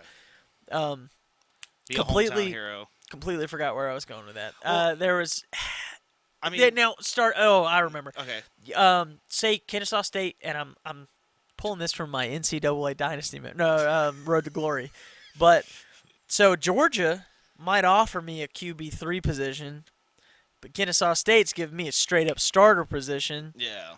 It's not going to pay as much, but You you're going to get get a lot more playtime. play time, and you're. So it just depends, like your position, stuff like that. There's a lot of moving parts. Yeah. And I mean, the playing time is a big part of it. That's always been a part of the thing. It's like, oh, do you want to go to Bama and wait like 3-4 years before you can actually touch the field? So Yeah. hopefully in that fourth year, you don't get hurt. You Yep. get a great, you hopefully, like, kind of like with college baseball, to like tie it back to Seabass, it's like people go to college baseball to, if they're not league ready, they go through the college leagues to get more like league ready, Yeah. and they get film, they get more playing time, they play against better opponents and Mm-hmm. show like potential. And that's kind of like to your point, and like another way to kind of entice somebody. It's like, oh yeah, like that big school like Clemson, UGA, like Mhm. any of those D1 like powerhouses in the SEC might be able to offer you more money, but you won't play. And if your goal is to go to the NFL, you're going to take somewhere maybe to do like 2 years at Tulane, at Louisiana Lafayette. Yeah. Start there, and then you do 2 years, and then you get recruited because you're like, hey, this guy's actually got potential. And Yeah. that it's a weird industry, and that's kind of the crazy part about it. So, like, how long do you think it takes until some of these players are starting to negotiate for playtime within their contracts? I too? think right away. So I they don't. have I to would be guaranteed surprised. A certain amount I of would be playtime. surprised if it's not already happening Yeah. to a certain extent. I mean, I'm sure there's. I'd probably have to do more research into like if there's even like a legality like standpoint to where you can negotiate. I deserve, like, if they play. It's just more important in the Yeah. collegiate system for you to actually get that play time than in the professional NFL. Yeah. Like that's not Yeah. even a concern once you're in NFL. You just care that your contract's going You- to be paid Yep. out no matter if you're second, third string, whatever. Yeah, you got your But contract. in a and- collegiate system, you still need that dog Yeah. time to be able to go, hey, this is what I've actually been able to do on Yeah. in between the lines. And then on top of that, like there's even, and one of the things that kind of spurred the conversation about the NIL and like these deals is you had guys that were getting recruited for football, but they were already like semi-successful streamers, Yeah. internet personalities and stuff Yeah. like that. Because I mean, if you're the guy, the star running back, quarterback at a big high school, and everyone's like, oh, I want to follow Ethan. He's our star quarterback, and look at his highlight film. He got like 100,000 views on YouTube for like this awesome touchdown throw or like this thing, and then Yeah. it's like you're making money from your YouTube page. So it's like, oh wait, if I go to a school where I'm not going to play, I don't get film, I don't get play time, I don't get highlights, I don't my YouTube business, which is now legit. Like people have like a YouTube that's based on their highlights, getting hundreds of thousands of views and making a couple $1,000s and stuff. It's like, okay, well, why would I want to just cap that, not get paid, sit on the bench, maybe get hurt in practice, maybe get hurt in the first game, pull an Aaron Rodgers, Yeah. like unfortunate. I heard that joke where it's like, who knew another jet would go down in New York again? Sorry. I'm That's- sorry. That's gold. Yeah, but like I mean, those are all the factors that make it so much more complicated, and I really do think was a huge part. I think Nick Saban came out and talked about that's why he ended up leaving. He's like, Yeah, I'm sure it was exhausting. I mean, like recruiting and dealing with NIL, and then a whole nother side of this is the Yeah. damn transfer portal. And I think the transfer portal is great with limitations. That being said, it's not a hot take about it, but it's something that no one really talks about when it comes to the transfer portal. yeah, The transfer portal is completely destroying rivalry games. oh, agreed. Completely. Yeah, what is the transfer portal? I've never heard this term. So a transfer portal is say I am a lineman out in Oregon, and I'm from Oregon, and I'm not getting a lot of playtime in Oregon, right? Well, I play my season, whatever. Maybe I only start 2 games. I feel like I'm better than this. I'm gonna go to a different school. I enter the transfer portal, and any other team or any other college in the country can reach in to the transfer portal, make them an offer, and pull that player from Oregon, and they can start Okay, at the school. it's similar to a free agent system. Yeah, Yeah, that's the yes, best way to you put become a it. free agent. Okay, a- that's as I would a be college more familiar student. with that term. I Yeah. just didn't hear that. Yeah, that's a terminology. great way of putting that. Yeah. And so we've got, like, I remember when we would go play Florida, it's a good old fashioned Georgia Yeah. Florida hate. That doesn't happen anymore. We've got a kicker that's from Australia. Yeah. We've got I love him to death. Brock Bowers, the dude's from California. Yeah. Like, he doesn't care about he doesn't care about how much we're supposed to hate the Florida Well, Gators. also kind of the thing about like the Stetson Bennett like thing, the homegrown. Yes. Like he's, yeah. He was in it like from the very roots. And I mean, and I agree with you on that point. Like, there's something that does change the dynamics of the college football. I mean, so that's why the argument has come up. Like, oh, do you like NFL or college better? Well, it's like at college they try harder because it's like they're trying to get to the NFL and they care about this. They wanted to go to the school their whole life. They're a part of a legacy. Yeah. There's so many factors that get built into it. Right. That just and I feel like that's still in there, but it does. It's like, hey, like I know you love your parents, all your family's gone to Clemson, or your whole family went to XYZ school. It's like, or like, why would you want to go to like Duke for just because your parents went there when you're a really good player and you can go anywhere and you got someone that's like, it's like, hey man, you could go and be a legacy at Duke. Or I'm not hating on Duke. I'm just saying. Yeah, Just no. pick an example. But it's like then you can go into that, or you can go and like kind of ride the bench, get paid to be there, and like eventually get your shot. Yeah. And then maybe whatever happens. Mm-hmm. It's a very interesting dynamic how it's changed, and I mean I do feel like it has creeped more and more into where it becomes a part of it. Where like there was a guy I want to say it was an Alabama defensive tackle that transfer portaled, got a guaranteed deal at like a school out in Michigan or something like that, and then once he got his guaranteed contract signed and everything, did like a year, transferred back in. Like, Really? just basically went and stole money. Oh, well, I'll tell you. We'll do a little pause for the cause real quick. Okay. I just like honestly, I try very like hard not to like get sucked into shows because I'll get sucked into the shows and then I'm just like, See, but that's why I try. That's why you get mad at me when I give you shows, but I try and give you shows that it's like, here's 12 episodes. It's not gonna take it's not you. 1,000. Yeah, it's not gonna take you 7 months to catch up on like One Piece was. It's like give it a weekend and you'll be fine. I have just no self control. Like when a good show, I catch a good show, I'm just like I have to finish this now, or else my brain says I'm a failure.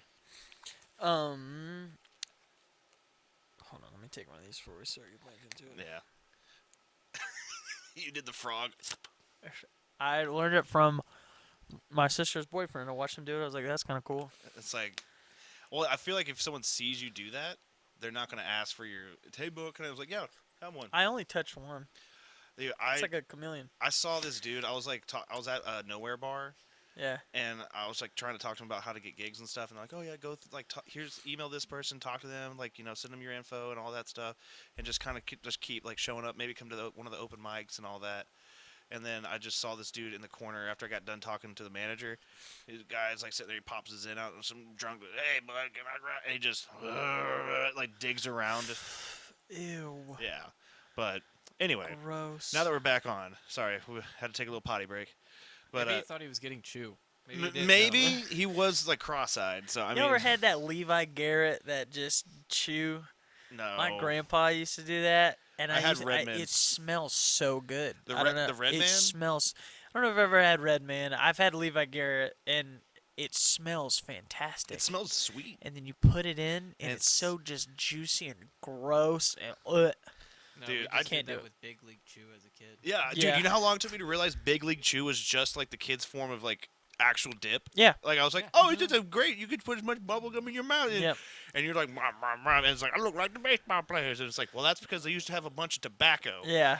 Dude, I You want to got, say it like was. sour apple or grape stuffed all the way in the back of your Oh cheek. yeah, dude. You can't- better swallow it. Dude, I can't remember who told me this, but I want to say it was maybe my dad or somebody. Like he was, because my dad tried to walk on at Troy Troy State before it became Troy University. Because he's like, yeah, why not? It's fun, But Give it then a shot. I mean, anyone can, so you might as well. exactly, That's the one cool thing about baseball with walk-ons is that you could never play a collegiate game, but you could walk onto a pros field, and if you're good enough, you're gonna make it. Yep, that's yeah. Even foot. That's how it is in football too. Yeah, I the don't know if Eagles had that's that movie about is with. that true for football? Well, not Stetson always. Stetson Bennett. I Well, thought you don't get have a. to go through the collegiate for football. In baseball, you literally can. Oh, and pro. You Yeah. can- Oh. in baseball, you could Yeah. never play in college and still go onto a professional's field, and they have open tryouts that anyone could make it. It's- Really? it's very I did rare. not know that. Yeah, there- but part of the collegiate system in baseball is that gives you clips and footage that you can Yeah. go and negotiate when Yeah. you go Yeah. into pro. But That's you could true. technically try out and make it onto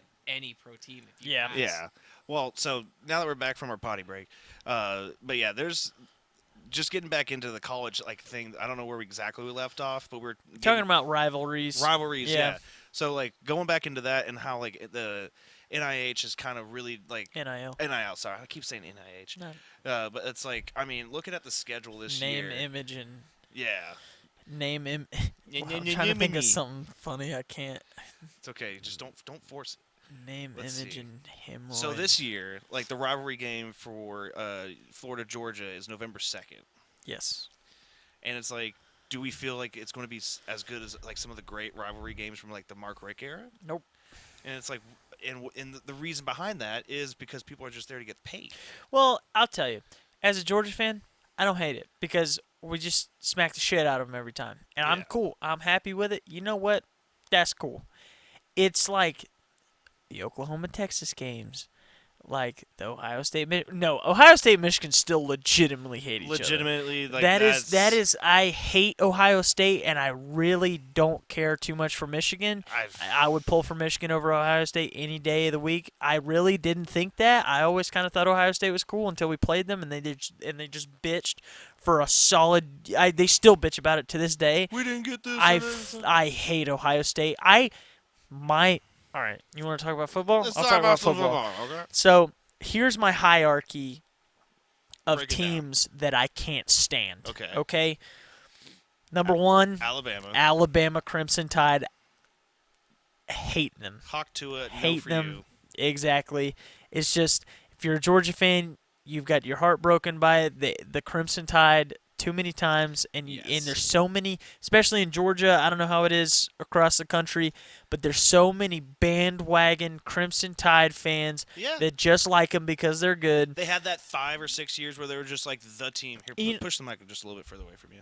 Yeah. Yeah, just And so, like, and I've always said, if you went to Alabama, of course, absolutely, please, that's your team. That's You where you went went to there. college. If you had a parent that went to Alabama, absolutely. If your best friend goes to Alabama, absolutely. But if you have no ties to this team and you only like them because they're good, Yeah. fuck you. like for I'm instance, sorry. sorry, but not sorry. But like if you grew up in Ackworth and you went to like Kennesaw Yeah. and you just been a ride or die like Alabama fan for no reason, Yeah. no one went there, you just like them, and I can understand. Oh, like you just like a good program. Yeah, Sure, but then when you act like it's your identity, that's what I'm talking about. it's like, dude, like That's what I'm talking you're about. just You jumping can- onto something that's winning. Like you hadn't You- gone through bad years. Legitimate. Exactly. We've went collectively, me and you have went through so many bad years of pain and suffering, and we're finally relishing in the victory here. The back to back. And I look, dude. I'm telling you what. If we win about 3 more championships, all those Alabama fans are going to become Georgia and then fans. we'll be the most hated across the country. Of course, and I'm okay with that because I didn't go to Georgia. We just Both partied my there. grandparents did. We partied there. I grew up That's fine. 15 minutes away from the stadium. That's my team. Like that's where I grew up. I hate that I didn't go. I went to University of North Georgia because I Nothing couldn't wrong get with it. in. It's fine. A bunch of my friends went to Georgia. That's my team, right? Hey, we'll play at Boar's Head any day of the week. And we play. Our band has played there in Athens at least twice. and me. You've played there a bunch of times. yeah, I mean, Athens is the classic city because it is the classic city. Exactly. And like, I have nothing but love for like the city. Mhm. I just now as a 30-year-old, I have to very, very cautiously walk around because I don't want to like, I when I see a group of chubby shorts, hey dudes, and polo shirts with backwards caps that are like sitting on the top of your like the head of your like the crown of your head. I don't want to be on the same side of the street. I got a funny story about that. Oh yeah, So my cousin just he got into Georgia yeah, and straight from high school. Very proud of him. And I moved him into his dorm, yeah, and he moved into Brumbley, I think. sure, That's a freshman dorm. yeah, I think that's what it's called. yeah. And you just realize how old you are when you're moving somebody into college, and like I still see myself as like 18, 20, whatever. When you're there and you're moving somebody in and everyone there looks like children and they all look at you and they're like, Hey, what's up, sir? who are you moving in today? And you're like, Oh, dude. I'm old, man. I'm old news, dude. What really hurts? What really hurts is when you're going into a place like, because I go down there for business, and fun. Yeah, of course, yeah. But I'm like, hey, there's an opportunity for me to make money here, grow a following, tap into a college crowd that might cultivate like an actual following. But there's nothing worse than when someone checks your ID at the door and they go, oh, 19, you're good. I'm just like like I used to, like back when I was in high school. I mean, back when I was in college. Yeah. And like the doorman had to do like simple math to figure out if you were actually 21. So like, wait, when were you born? I was like 1992. Like, oh yeah, Yeah. you're good. It's like, Yeah, you like had to memorize your fake ID. right. Like my name is Joseph like Wellington. I live on 544 like Mulberry Branch Road. Yeah. It's like you're freaking out. Get it memorized, yeah. And the guy's just looking at the number and just like trying to do all right, plus or minus.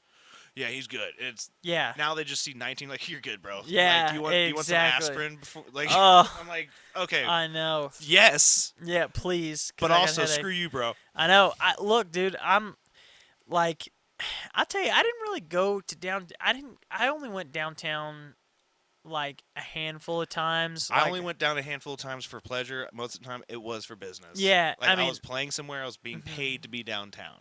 I had some fun stories from Athens, and like my favorite is it incriminates someone that's in our band, and I probably shouldn't say anything about it, but So the guy with 4 strings. if the guy with 4 strings, and were you there that night when he pissed on that moped? Were No, you there? no. Fuck. Okay. I'm gonna talk to Jaden and see if we need to clip that out or not. That was the funniest. First time I ever saw his dick. I saw it and Dude, I was I've like, seen his dick like I 3 said, times. "Damn, son, you got a hog on you." No, we just just too many good stories, man. We had a blast out there. I mean, dude, we even talk about like just playing at like Boar's Head, like the handful of times we played there. Like I love that place. It's a staple for a reason, but it's like everyone's outside and everyone from the street can hear the band, and that's what pulls people in. That's why Yeah. they always want you to play outside. Small stage, but it's like having a crowd that's just in. No matter what you play, they're going to get into it. yeah, Like I've had so many other like experiences playing at fraternities. Definitely rather play at sororities because they're cleaner and smell nicer. yeah, But it's just like, man, you get like there's something about just that college atmosphere where you tap into like that youthfulness. yeah. Now that being said, when you run into the other athletes, Mhm. you're terrified. Yeah. Because when I did like some research looking at the O line of UGA's like offensive line, the smallest guy's 300 pounds and 6'5". Like that's the small guy. That's yeah. Like that's a monster, and he's just wandering around the city. Yep. And I mean, like, dude, like, it's just incredible that like I even look back now. Everyone jokes around when you turn 30, like everything changes. It's like I still like you said, you're like 25. You feel like you're still like 21. Yeah, you just feel There's how mentally old you are, and then there's how like you feel. Like I feel like I'm still in that 27, 26. Like I'm right. I still got. I can still go out and potty. you still like, go. Yeah. Just let me get my walker out and everything. Yeah. Yeah, exactly. But I mean, like, there's so many college towns and stuff that like you can build a following with, and that's what like oh God, what's Wish I Was 21, Corey Smith. Corey Smith. Yep. Like that guy, I see him pop up in there, and he's still like it's like you don't know who Corey Smith is. He's like like there's a community, and that's in like musicians in a college town got 4 years. And Trauma Bay, we were trying our hardest to break through that 4-year barrier to Yeah. where it's like all these people, like we were playing all these bars consistently, and we had like fraternities that were like, dude, Trauma Bay is playing. Let's go out there and do it. And I'm Yeah. trying to get back in there, but they're just like, well, our fraternity brothers band will play for a case of Bush Natty or like, Yeah. just Bush Light, and you guys want Yeah. like actual money. So we're Yeah. going to go with them. It's like, well, we're better. It's like, but you're not in the fraternity, bro. and that's fine. Yeah. I get it. And I'll tell you, if we were playing original music, I would go play a 3 hour. Well, not We'd probably play an hour of like play an original, hour long set of original music for nothing. I would play for free. and that's how it But starts out. but that being said, if you're just playing covers and you're doing it like it's like a job, like for Like us, what we do, yeah. you just can't swing that. Well, I mean, it's like it's not. You're not getting anything from it. Well, and even like that, like the underground scene magazine, or what was it, Hardtack. Hardtack. Mhm. Like that's where a lot of people start, and that's the kind of the business of it. But like when you tie it into like these guys that are in, like, it's one thing when you're in the school, like Josh and Joey were in UGA, like they Yeah. were in. I was like, guys, like I kept trying to tell them like, hey, like Joey still work there? UGA? he's in Watkinsville, I think. Or Oh, okay. He's in one of the towns like that's like when you people ask where you live, he's like, oh, I'm near Athens, so kind of like Yeah. like you and me now. Does he? I for some reason I thought he had something to do with a rugby team at UGA. Oh, he is the head coach of the rugby club At UGA? at UGA. That's super cool. Yeah, no, That's super cool. He loves it, and he loves the players and everything. And it's just funny because I do feel like rugby is a dark horse in the collegiate like athletics. Yeah. Well, dude, I'm telling you, I mean, that's where I don't understand why football teams are not recruiting rugby players. I don't understand it. I mean, dude. I mean, I'm sure they are to a certain extent, but not on a large level. Different mechanics. Well, there's Yeah. different mechanics, different rules, different like strategies and stuff. Like if you go back and watch like the podcast with Joey, we talk about rugby because I was like, bro, I love how much you love rugby, but I have no idea like how the game works. Like what's like how do you guys like put like do certain things like I was trying to like make the cross like connection between football and rugby, and it's similar, but not Yeah. Well, same, not same. I don't understand how it works. All I know is they tackle each other with no pads, and that does not sound like fun to me. Yeah. So I would not want anything to do with that. Well, yeah. I mean, like one of the things like I was looking over like too is like when one of the big arguments that you have is like kind of moving away from back into just like overall UGA college sports. Because you and me, just to let everyone know, we're Are we moving away from college sports? no. Oh, okay. I'm saying like just Because I wanted to touch on something before we move on, but Right. continue. No, I was just going to say I was just going to go through and like let's talk about the schedule this year. That's what I was about to talk All right, about. Look at perfect. us. Look at us. We're Look at connected. us. We're connected. So like everyone like jokes and like makes like the complaint about the college schedule. Mhm. Like when as a band, like I intentionally like hey, like I know like these are home games. Any of these home games that I can get booked, please book me. I will play for a good rate because I know it's going to be packed. Like Yeah. just the overflow. Every bar is busting at the rim to like have like anybody in there. They're like turning people away on game day nights in most college towns. Yeah. So it's like going through the schedule this year. Clemson UGA opener, obviously We'll win that one. we'll win that one. Georgia Kentucky. We'll win that. Is that one's at sorry. home? Well, it's it's Clemson at Georgia, and then we got Well, that's a neutral field. Clemson and it's Atlanta. it's Atlanta. It's the Yeah. I know. What you Technically a neutral field. It's as neutral as Gainesville is for the Yeah, exactly. We'll win that. Dabo Sweeney, he does not utilize the transfer portal like he needs to. He's still in I the think old mentality. he's and you know what? I respect him for it. But if you want a national championship level team, you've got to get with the times. Use the transfer portal to your advantage. Dabo Sweeney does not do that. I respect him for it. And if you want to go for an ACC title, you can do it. By all means. National championship level, I don't think you can do that in today's day and age. I think we beat. Can I give predictions on all of these Oh, games? please. That's what I wanted to Okay. do. I think we beat Clemson by 21 points. Okay, fair. Okay. I think that for a first game, I definitely like with UGA's past.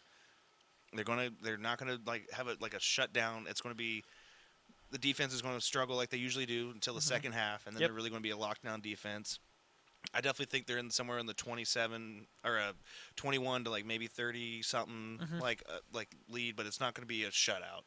Like I think No, I think my Clemson's, I my think, score 14 prediction for Clemson. my score prediction is going to be 28-7 Okay, that's respectable. Georgia. And then next game. 28-10. 28-10. All right. Throw a field goal on there for Clemson. 28-10. I feel like they're going to get some field goals. Yep. Next game's a blowout. Tennessee Tech versus Georgia. It'll be a blowout, but I don't. I think Kirby will want to keep the playbook closed. I think we'll win by a blowout, but I don't think we'll hit 36, more. 37? Like, I don't even 35. I'll say 35-7. yeah. And then Georgia, Kentucky. Now, Kentucky last year Kentucky scared me last scared year. us. They Yeah. did scare us a little bit. Kentucky scared me last Like, year. I think I got it. Let's see. Georgia, Kentucky last year. Yeah, Georgia, Kentucky. Well, okay. The final was 51-13. They were undefeated and they had just whipped Florida's ass. That's true. And that's the thing. And it's 51-13, but that was majority in the second half. Yes, Like, yeah. Kentucky came out, scored first, which that was the theme last year. All the other teams scored first in Georgia, and then we steamrolled them. Yeah. But it's like we had that to fear. get that rhythm. Yeah. And I mean, like, yeah. So, but I And mean, this year, we're playing at Kentucky, correct? Correct. Okay. yeah, Georgia Oh, at Kentucky. That's our first away game. Yes. I'm gonna say it's gonna be closer than last year. Well, you know what? No, Will Levis is not coming back for Kentucky. Correct. Brock Vandergriff is playing. Mm-hmm. Brock Vandergriff played for us. Well, he's on the roster, but he didn't like. Well, he never started a game, but he got put in like in he a knows blowout. the playbook. He knows it well. He knows the old playbook. I think we definitely win. I'm saying that one's going to be a closer game. I'm going to say, I don't know how our offensive line is. Our offensive line is going to be pretty good. They're pretty big, but skill wise, I'm going to it's to be say. determined. Let me think here. Ooh, shit. 35-21 Georgia. Okay, I can I respect think. that. Yeah. I think it's going to be a hard fought battle in the beginning, and then it's really going to because that's kind of the theme UGA's had, where it's like they kind of like you said, close the playbook up, try to run as much as they can, and then if it's not working, if they have issues, if things just aren't, if the run game doesn't open up, because we've traditionally always had great runners, and then in the last like 6 years we've had a really good receiving core, so we have the dual threat of run and catch. Yep. Like I think definitely that's a fair prediction. Now, the next game. Is it Alabama? It's Alabama. At Alabama. Okay. All right. We win this game. Okay. I mean, hopefully, like, as a fellow Nick UGA Saban. fan, Nick Saban is no longer head coach. yeah, He will be at that game, and he will be in their new head coach's ear. he will be in, if nothing else, he'll be in the booth. I'm going to say it's going to be within a touchdown. I say that we win by 7, and I think it's going to be a low-scoring game. 21-14, Georgia. I'll go even further and say I think we win by a field goal. A field goal? I think we're going to win by 3 points. I do wholeheartedly believe that we will win that game. Yeah. I think it'll be extremely close. Now, the hard part is what happens after that is we go from Alabama to Auburn. Auburn's coming back. We go Alabama. We play at Alabama in Tuscaloosa, and then we That's come what I back. actually think is the trap game. The trap game you think is Auburn? Yeah, I think the trap Auburn. game's Auburn. I think we prepped so much for Bama that when Auburn comes up, Or- we, yeah. we actually it's the Overlook trap 'em. and yeah, we overlooked them because Because we were Texas prepping is so much after that, is it not? Mississippi State. Oh, Yeah. okay. Because I think we prepped so much for Kentucky and then Bama that we basically overlook Auburn, and then we might drop that game. Which sucks because of the way the college football playoffs is. You can't drop more than one game. Not anymore. Well, It's a oh, 12-team playoff. True. Well, is it still like the old system where it would actually be better to drop it to Bama than it would be to Auburn? As far as in the actual you want to drop rankings? if you're going to drop a game, you definitely do. Even with the 12-team playoff, you do definitely want to drop it to a higher ranked player and lose close to a higher ranked player than get At away. Yeah, Yeah. because I mean the college selection committee is still garbage. If Auburn comes into Athens and beats us by 21 points, that's really we're not going to drop out of the top 12. No, I don't Definitely think not. so. But we'll drop to like 6 or 7, I'd imagine. It's I still also don't think the loss would be that bad, but I think we could drop by a touchdown, maybe Yeah. a touchdown and a field goal, and like that I would be agree, the trap game. I feel Yeah, like. I respect that. that's a good opinion. And I think we'll win. yeah. I hate Auburn. They always play us really hard. I think that'll also be a pretty close game, but I still think we win by 2 touchdowns. Okay. I'm gonna say I think it'll be a low-scoring game again. Now, For that one, I'm gonna say 28-14 Georgia. I was gonna say something closer to 28, maybe like 28, like 21, like just 28-21. Yeah, that's a fair. Auburn always plays as hard. I would not be surprised if we win by a singular touchdown or a yeah. singular field goal. I That would just not surprise me. I definitely think with the because we got the same quarterback coming back. Carson Beck. Carson Beck. He's We've leading lost some big in like offensive tools. Vegas. Carson Beck is leading in the odds to win the Heisman this year. So and I mean and he's like with the schedule. It's like the thing is it's like looking back over it. Like when people talk about you guys had an easy schedule.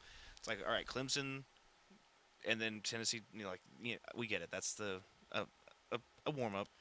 We got Clemson, a good kickoff opponent for the opener in the Mercedes Benz. Tennessee Tech. It's like, hey, let's work out any issues that we had. I hate to see Tennessee Tech I love an underdog win, but I'd hate to see it be against us. Kentucky because they played us so hard last year, and I think that helped them a lot in recruiting. And then having Georgia Alabama so early, I think is going to benefit us because that's going to be a top tier game, top talent That we can afford to lose. that we can afford to lose early. Yep. And so then we go from that to Auburn coming to Athens. It's like I agree with you. It's going to be a tough game. I think Georgia's going to definitely pull away. Like I said, Yeah, I think 28-21, something like that. Well, Auburn's. Wait, we gotta go. No, you're right. Auburn's coming to us. Auburn's You're right. coming to us, and then I think it's going to be a long game. I could even see some overtime just for funsies. Yeah, but I still maybe. think we pull it out. I could agree to the ease of schedule though. Because that's what Because I'm saying. this Auburn game is the only one in the schedule that I feel like is a trap game where you have a really good opponent, maybe even two good opponents Coming in a to row, your house. and then you're gonna have to face someone that's just middle of the table. Because then But after, does show up on the day typically, like you yeah. brought up. Yep. I mean, I've always never counted Auburn out when it's the Iron Bowl. Never count them out. Never. Like, Ever. You can't count them out because It's the only game a year I'll pull for Auburn. exactly. I mean, 100%. But then on top of that, so we go from Auburn coming to us, then we have Mississippi State coming to us. That'd be an easy game. We win that game by 4 touchdowns at least. I think we're in the 30s, if not 40s. Yeah, that's a good. That's an easy. No easy shade game. against Mississippi State. No, I respect. God, what was the head coach's name that passed away? Mike Leach. Yes. All respect it to them what he did. Exactly. I like to pull for Mississippi State when they're not playing us. And there's nothing wrong with that. But then it's like, but we Those go. damn cowbells, though, dude. Yeah. Ugh. I mean, I say that as with my high school, we adopted the cowbells. So I was like, ding, ding, ding, ding, ding, ding. Yeah. It's like, okay, yes, okay, stop. Okay. Please, yeah, We're on offense now. Shut up. yeah, exactly. I can't hear the guy clapping his hands to snap the Yeah. ball. But then it is one of those things. So we go from Alabama to not a hard transition to drive to Alabama from Georgia, not crazy No, it's not, travel. no. And then we got Auburn at home, Mississippi State at home, and then we go to a little bit further of a travel to Texas. You want to hear my take on this? Well, dude, Texas when they beat us 3 years ago, I did not see that coming. You know what I see coming, and I hate to say this. Texas beats us. Really? I'm saying Texas beats us. I mean, Texas has been on the come up. I think Texas is going to beat us. Not bad, but it's the first time playing them in a long time. They got a new head coach. No, well, they're not a new head coach, but they've had a new head coach since we played them last. Yeah. They're on fire, and they've got something to prove because they just jumped in the SEC. We're going into there. Agreed. They made the playoffs last year. They didn't do anything, but they made the playoffs. Yeah. I say we lose that game, but not by much. I say we lose it by 10 points. Okay. Something that's hey, Yeah. it was within our grasp. We let it yeah. slip. And I think that's the only loss we take in the regular season. And and you make a good point with them being in the SEC this year. Like, they got something to prove. Yep. And then on top of that, what's really dangerous schedule-wise is then we go from that to Florida. Florida won't be a problem. I What?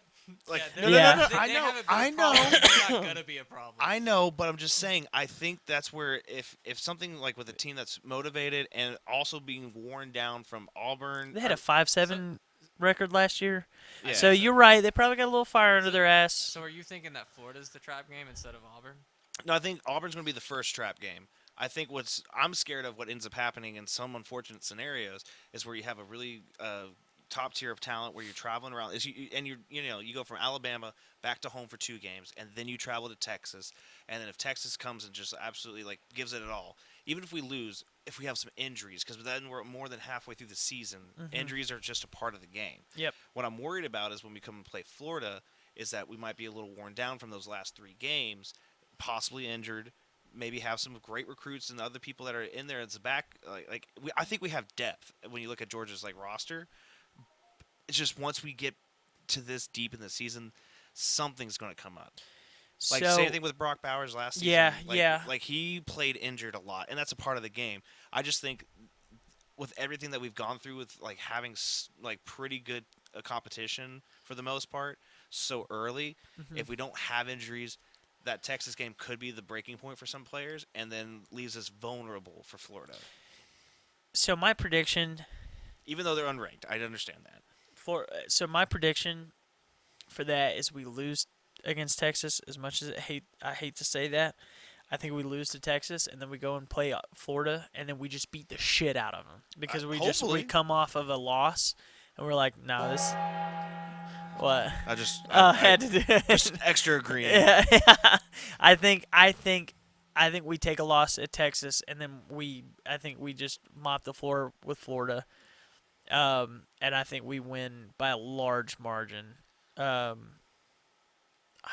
you want me to throw out a score? You can if you have a feeling. 35-3. Ooh, Yeah. feeling it like that big of a Yeah, blowout? I think so. If my prediction is now, if we beat Texas, it's close. If we beat Texas, I feel like no, not close. If we beat Texas, we beat Florida by 2 touchdowns. If we lose to Texas, we beat the shit out of them, and Yeah. we beat them by 32 points. Because the other thing that we have going for us, looking at the schedule, is like coming back from Texas and then going to Florida. That game's already like they're working on that game strategy right now. There's a group of people at UGA already game planning for Florida, watching everything that they're doing. Now after that, we got Ole Miss. Now Ole Miss that's is another tough game. that's a tough one because they have not been like able to necessarily break through that like playoff barrier, and like now that they know like there's other competition. I mean, obviously they got their own schedule and stuff. I think Ole Miss will be another like close call. I think that's going to be like a 1 touchdown game. Here's a Really, we blew them out of the water last season. Last did season, we? Yeah, what was the Last score season, on It that? was 35 point. It was 52-17. Yeah, 52-17 is correct. Yeah, That's why I'm kind of wondering where it's going to be close. 'Cause- mostly because we're in their house. That's the one thing. We're in their house. I can get that. Yeah. And they're on fire at the moment. Like, Correct. what was their winning? What was their winning? They won their bowl game, I'm sure. Yeah. I think they did. And then, Yeah, but what does that really mean? I mean, That's our true. Bowl bowl games game now. was against Florida State, and Yeah, that was, it's a it good was like point. 60-3. it was 63 to Well, what, you 0. What Georgia's? was it? Yeah, Georgia, Florida Oh, State. Georgia, Florida State was a joke. Like it was. I know Florida State only got 1 field goal, and Georgia put up 60 some odd points. Yeah.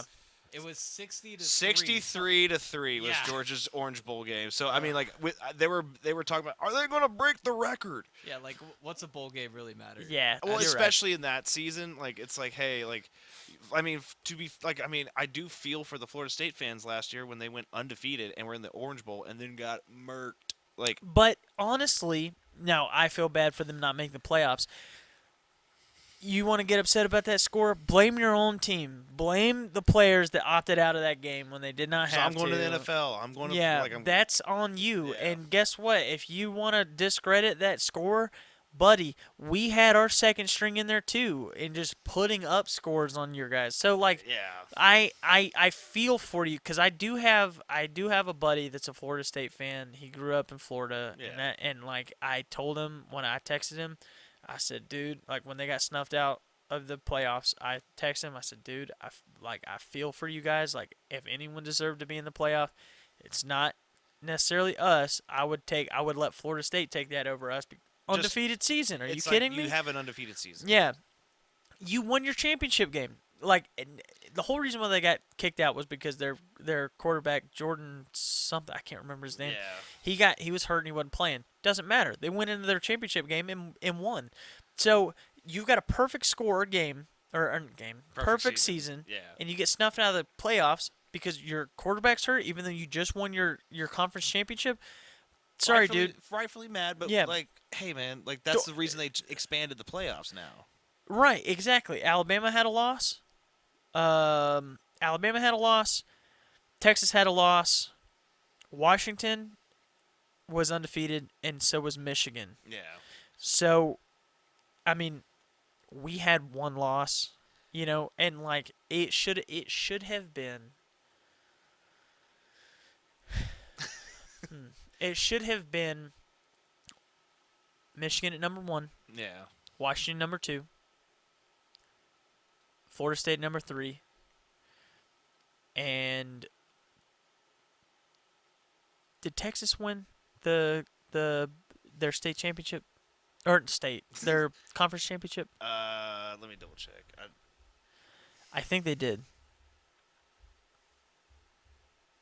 Oh no, come on. Oh, there we go. because they ended the season with one loss, and it was against Oklahoma in the Red River rivalry.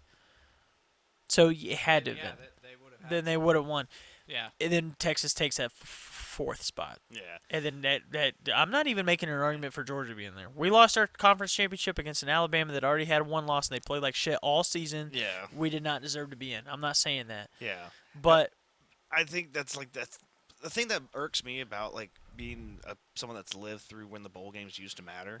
Because the bowl games were the expanded playoffs. yeah. Like, that was the best part about the bowl games. And Nick Saban and a bunch of other college coaches made a big hullabaloo about the playoffs. They're like, guys, the cool thing about the playoffs or the bowl games is the fact that it is like a playoff system. Like, you got teams that are coming from all over to the different conferences to play other teams that they would never meet. Bowl season's my favorite time of the year. And then now it's just garbage. yeah, I mean Like, you're, no one cares. Well, People because opt out. They should all play into a bigger bowl.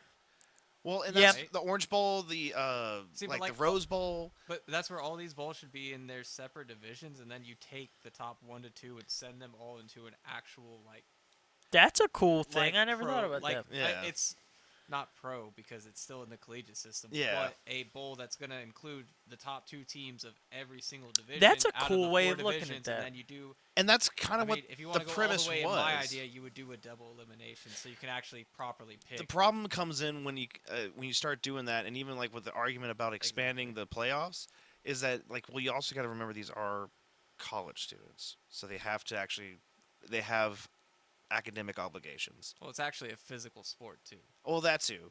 But on top of that, it's just like I agree with you. Like, and that's what the bowl games used to kind of represent. Like, you'd have people from conferences playing other conference championships.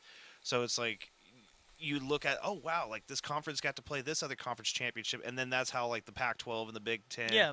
like all these other conferences, when they show up to a bowl game and get swept, like it's like that's why we all make jokes about your conference, and then.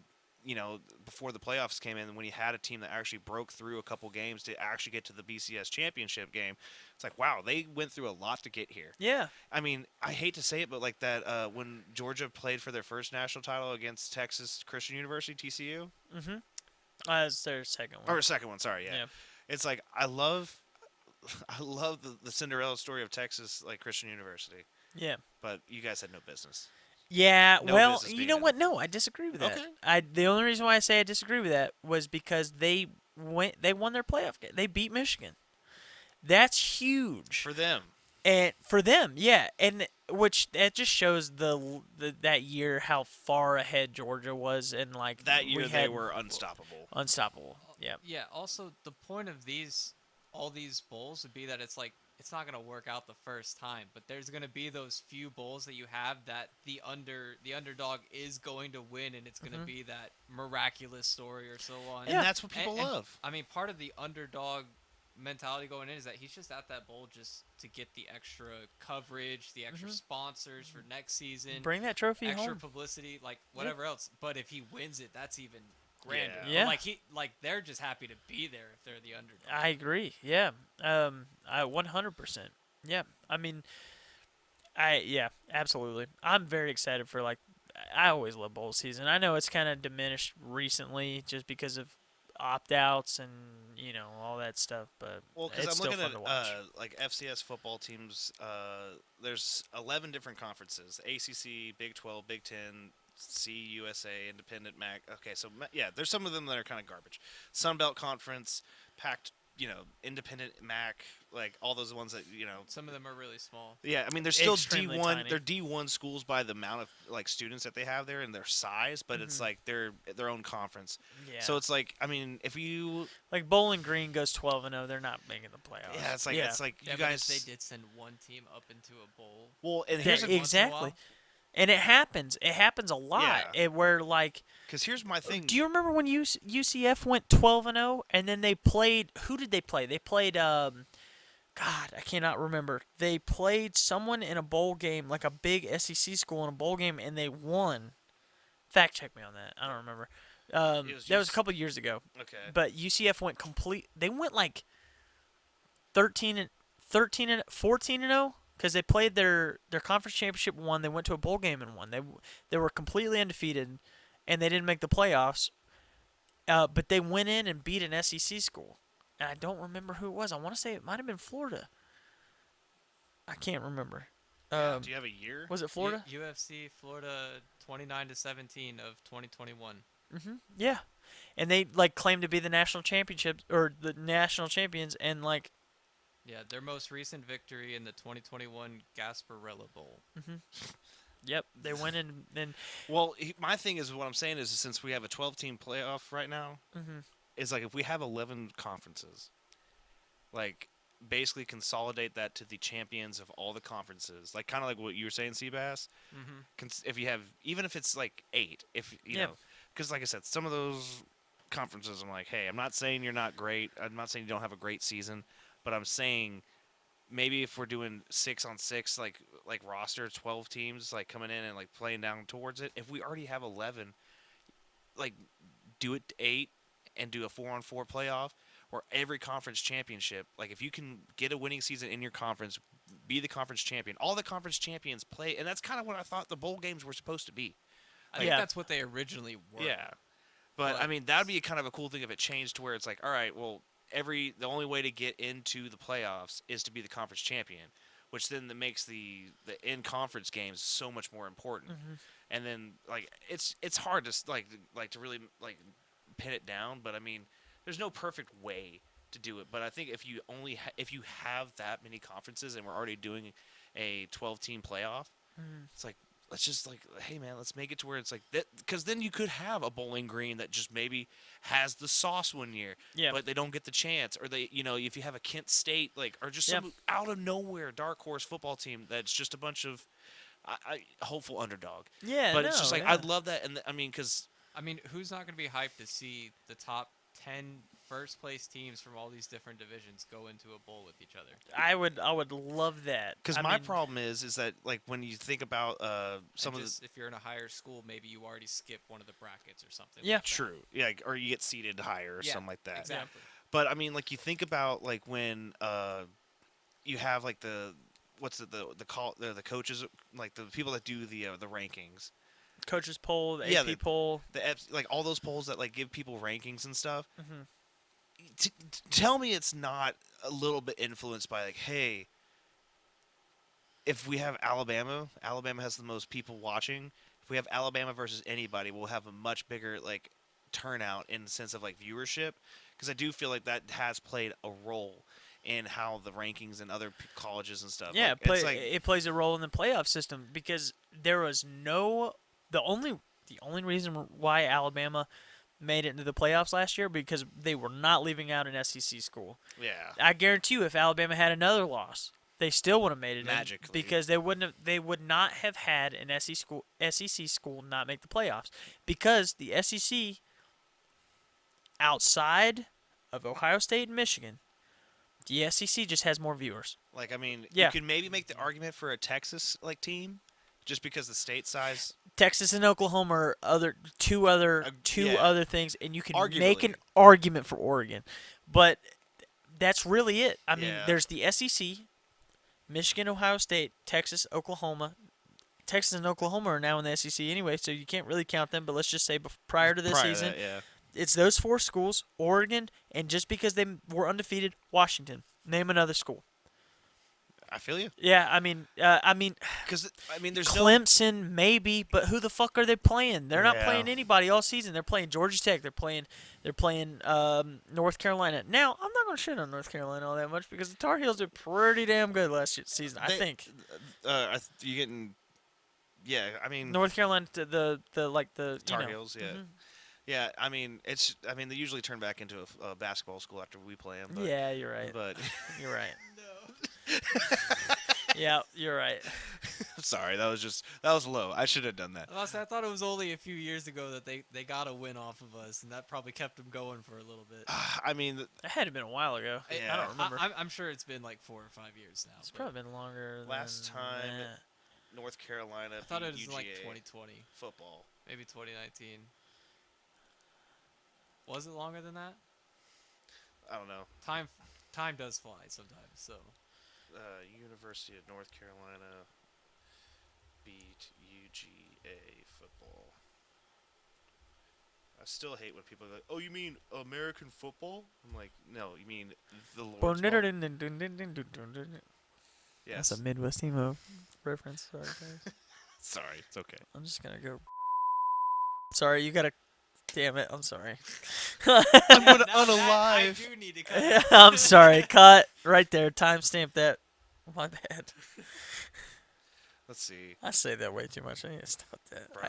I bet I said that 8 times on the golf course a couple weeks ago. It's like I'm just gonna go home and just take a permanent nap, or do my favorite way to say that is like I'm just gonna go take a toaster bath, Yeah, toaster bath. I've heard that a lot. Yeah, bro. the forever sleep. Just want to take a forever nap. It's like, I'm oh, just- okay. If it's not there, don't take forever going for it. Yeah. I thought it was something recent that It's I not- thought they did pull one off. I don't on think us. we've played them in a really long time. Not one that I can remember. That being said, I'm not like a book of. I don't remember every. I didn't game. follow the system too closely, but I Yeah. just remember I thought it came up because we weren't supposed to lose it. Was the whole thing? Are you thinking of South Carolina? Maybe? South Carolina I came might into have. to Athens in 2019 And and they beat us. whooped. Maybe that's what I'm thinking. That- of. yeah. I just know there was something that it was like We were in not- playoff contention, like- and they were like, they were either unranked or they were ranked like in the 20s, and they came in and beat us. And oh god, that was heart wrenching. Oh, dude, and that was the year they had wasn't that the year they had that crazy defensive tackle? The guy that had that mega hit where he popped that guy's helmet off in 2019. Was that 2019?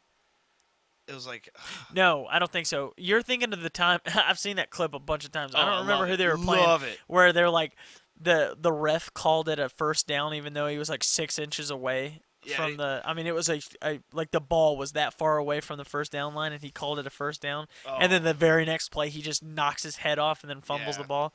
Yeah. I don't know if that was the same year or not. It might have been. Was that Shane Beamer? I'm looking it up right now.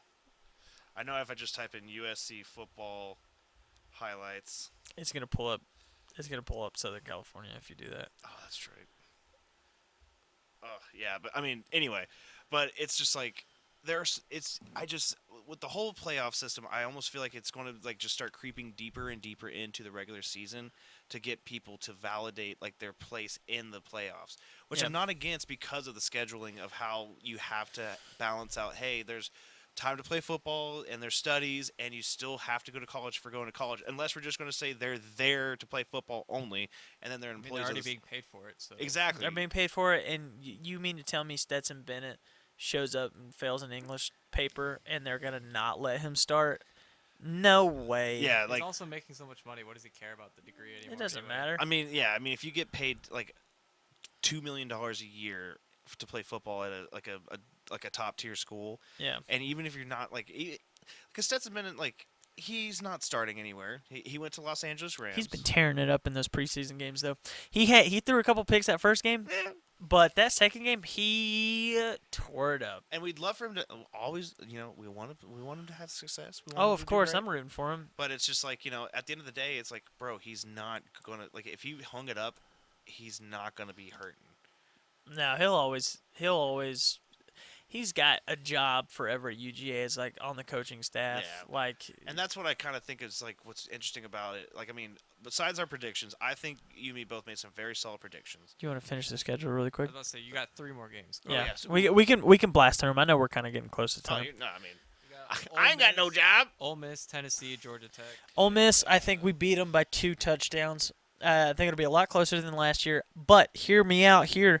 I think it's more probable that we lose to Ole Miss than we do Alabama. I can agree with you on that. I definitely am interested to see out of our game Lane last year. Lane Kiffin is probably outside of Kirby Smart my favorite coach. He's so funny. His offensive line is just he's got a great offensive mind. Yes. In a perfect world, he has a terrible losing streak at Ole Miss and he becomes our offensive head coach. I would love that. Yeah. I've been preaching this for years since before he took the Ole Miss job. Yeah. And I don't know. I love Lane Kiffin. And I pull for Ole Miss whenever they're not playing with us. Yeah. I don't know. I do. Tennessee. Tennessee's got to come to Athens. I think we whoop them. I think it's gonna be we win by 3 touchdowns. I can agree with that. I got this weird love for Tennessee. I do too, and I do too because I hate their color orange. I hate the orange, but it's Mhm. like something about them. I like them too. When they're not playing us or when I'd wanna like for see- them to win. I want to I see like one fun. of their teams do well. I- Whether in college or pro. I just want to see one of their teams. Tennessee do well. Titans ain't doing shit. Yeah, I just want to see Yeah. one of them. I like Tennessee a lot. I know that's sacrilege as a Georgia fan to say, and whenever we play them, I want to beat the shit out of them. Fair. It's But- more forgiven than a Bama or Florida fan. Exactly. It's more forgiving. You Well don't put. you don't see any bandwagon Tennessee fans, and like I've got a couple, acquaintances that are Tennessee fans. I Yeah. respect it. I like, I've but gotten, yeah, I my mean, grandpa played for Tennessee when he went to college, so I've got a little bit of ties to him. all right. And I would never pull for them. The only times I don't pull for them is if they're playing us or if it helps us out if they lose to a different team. Like, say we've got a loss and Tennessee's undefeated, I'm pulling against them. Yeah, no, and that's fair, and then they do Yeah. the same for us. There's no harm, no foul in harm, that. no foul. Obviously, UMass steamroll. Steamroll. Now, the I don't one even- thing, because of the last time we played Georgia Tech last year, hot take, would kind of like to see another really close game with Georgia Tech. I It's a rivalry game. would You just love wanna to see a it. bunch of bumblebees. No, I'm just well. First off, they're the Hornets. Whatever. We were making it. Fuck Georgia Tech. No, I'm just kidding. I don't really care. that much. I would love to see Satan's insect. I just would love to see a revival of actually like an in-state rivalry. Me too. I mean, I feel like the only two. And that's because of Rudy. When I watched Rudy, and they were like, Georgia Tech's the leading team of the like the conference and stuff. Because like if you've seen Rudy, it's like they were making a big deal about Georgia Tech being the best team in the league. And yeah. I'm like, that'd be so funny because like when I first saw Rudy, I was like, Georgia Tech's a joke. Like we all work for Georgia Tech grads, but like the football team's Yeah. a joke. And then I just when they came so close to actually having a close game last year. Yeah, and it was like it was like they had no right to be like they had a losing. Well, I don't know. I didn't keep up with Georgia Tech all Yeah. much last year. They had no business having the game being that close. No, and that's just a rivalry game. I mean, look at Alabama Auburn last year. I mean, it came down to one play, Yeah. and like when if it was any other team, and that it shouldn't have even been close. But that's a rivalry game. I don't think it'll be that close this year. I They'll don't come either. to Athens. In all honesty, it's not gonna be close. I think it'll. I mean, we win by a large margin. I don't even know. I mean, it would. I mean, it is the last game, so there's potential there is, injuries or anything else that can happen. and that's throughout kind of the why I season. hate to like use that as a crutch. But I do feel like that's we took it a little easy on that game because we had it in the bag. We knew we could beat them and immediately throw our starters back in and have like a lot of like progression.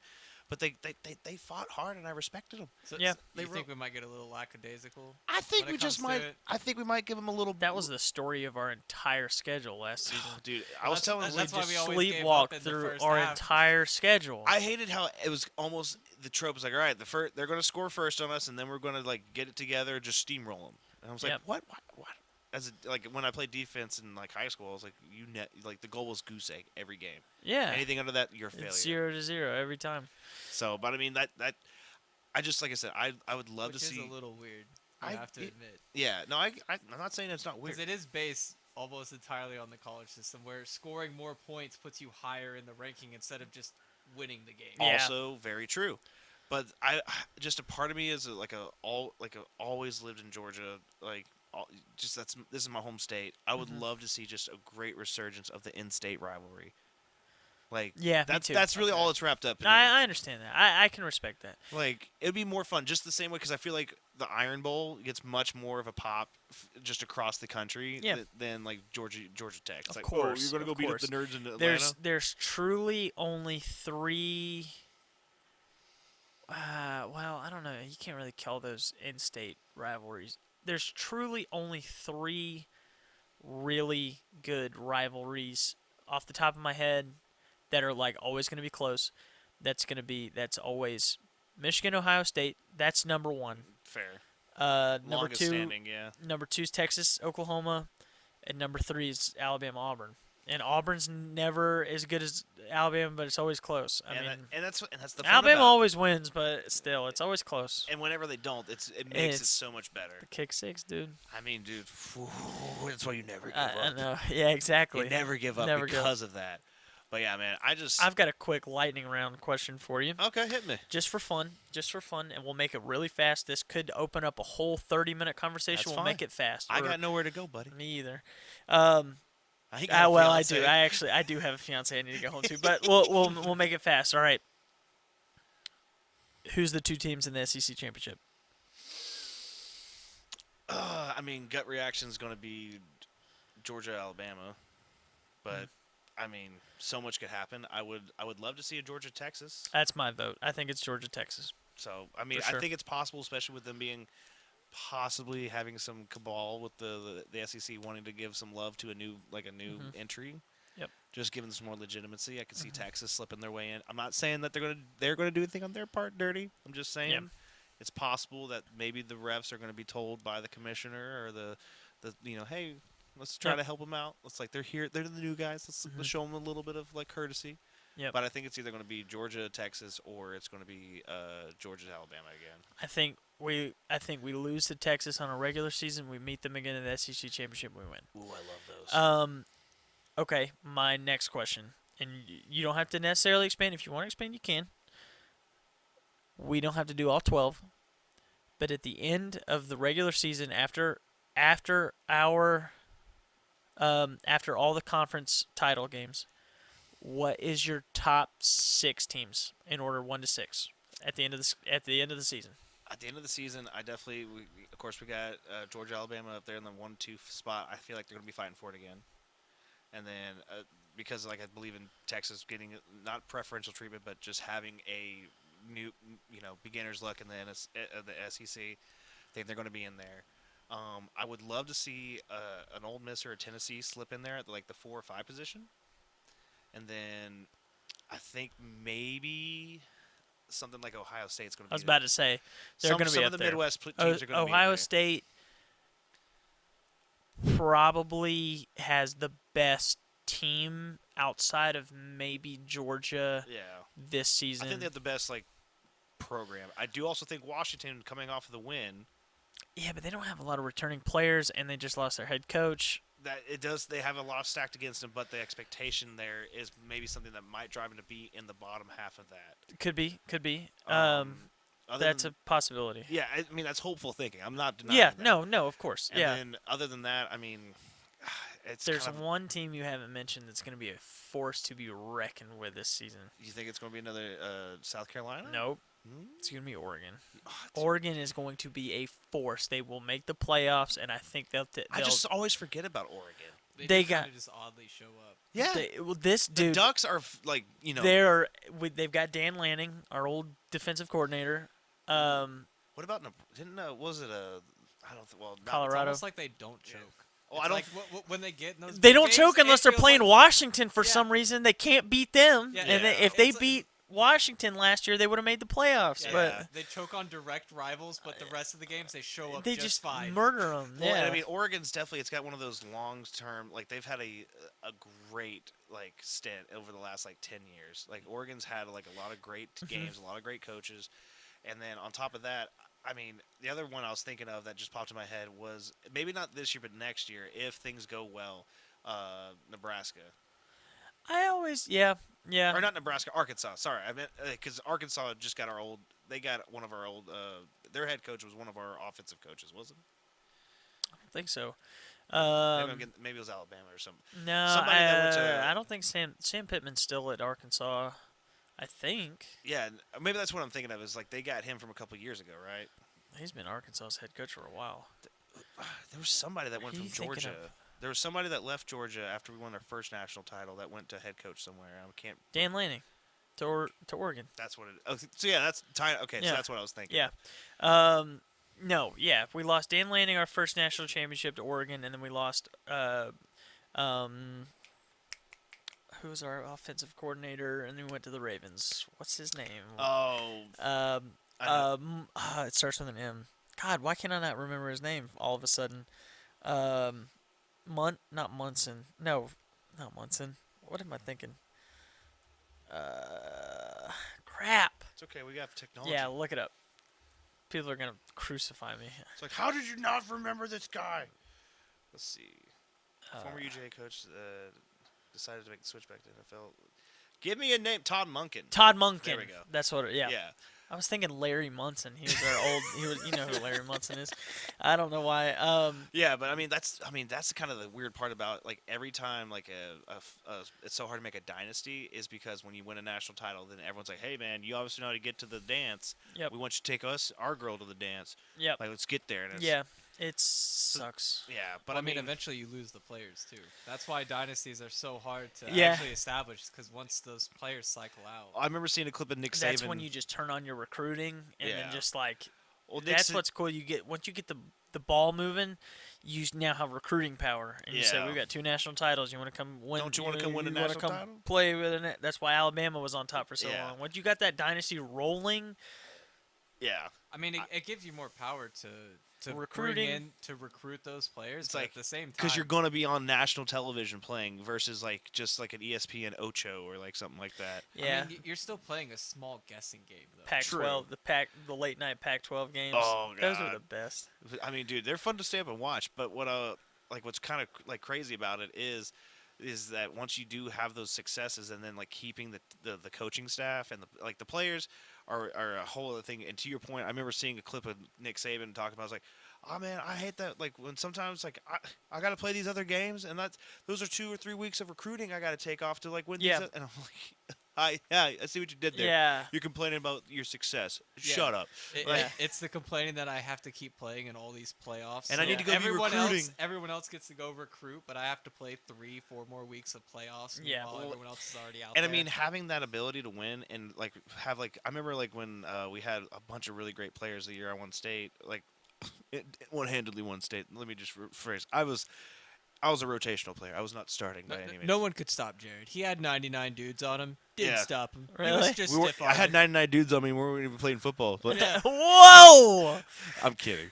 But Everyone dropped a load. Oh shit! Were you the biscuit? no, I was the buns. Were you the best? Oh, brother. But I remember what was crazy is like coaches it would bring players and that had like been on the teams that won those national titles or they won like the conference championships and just the most ridiculous rings like the hardware that people would flash around there.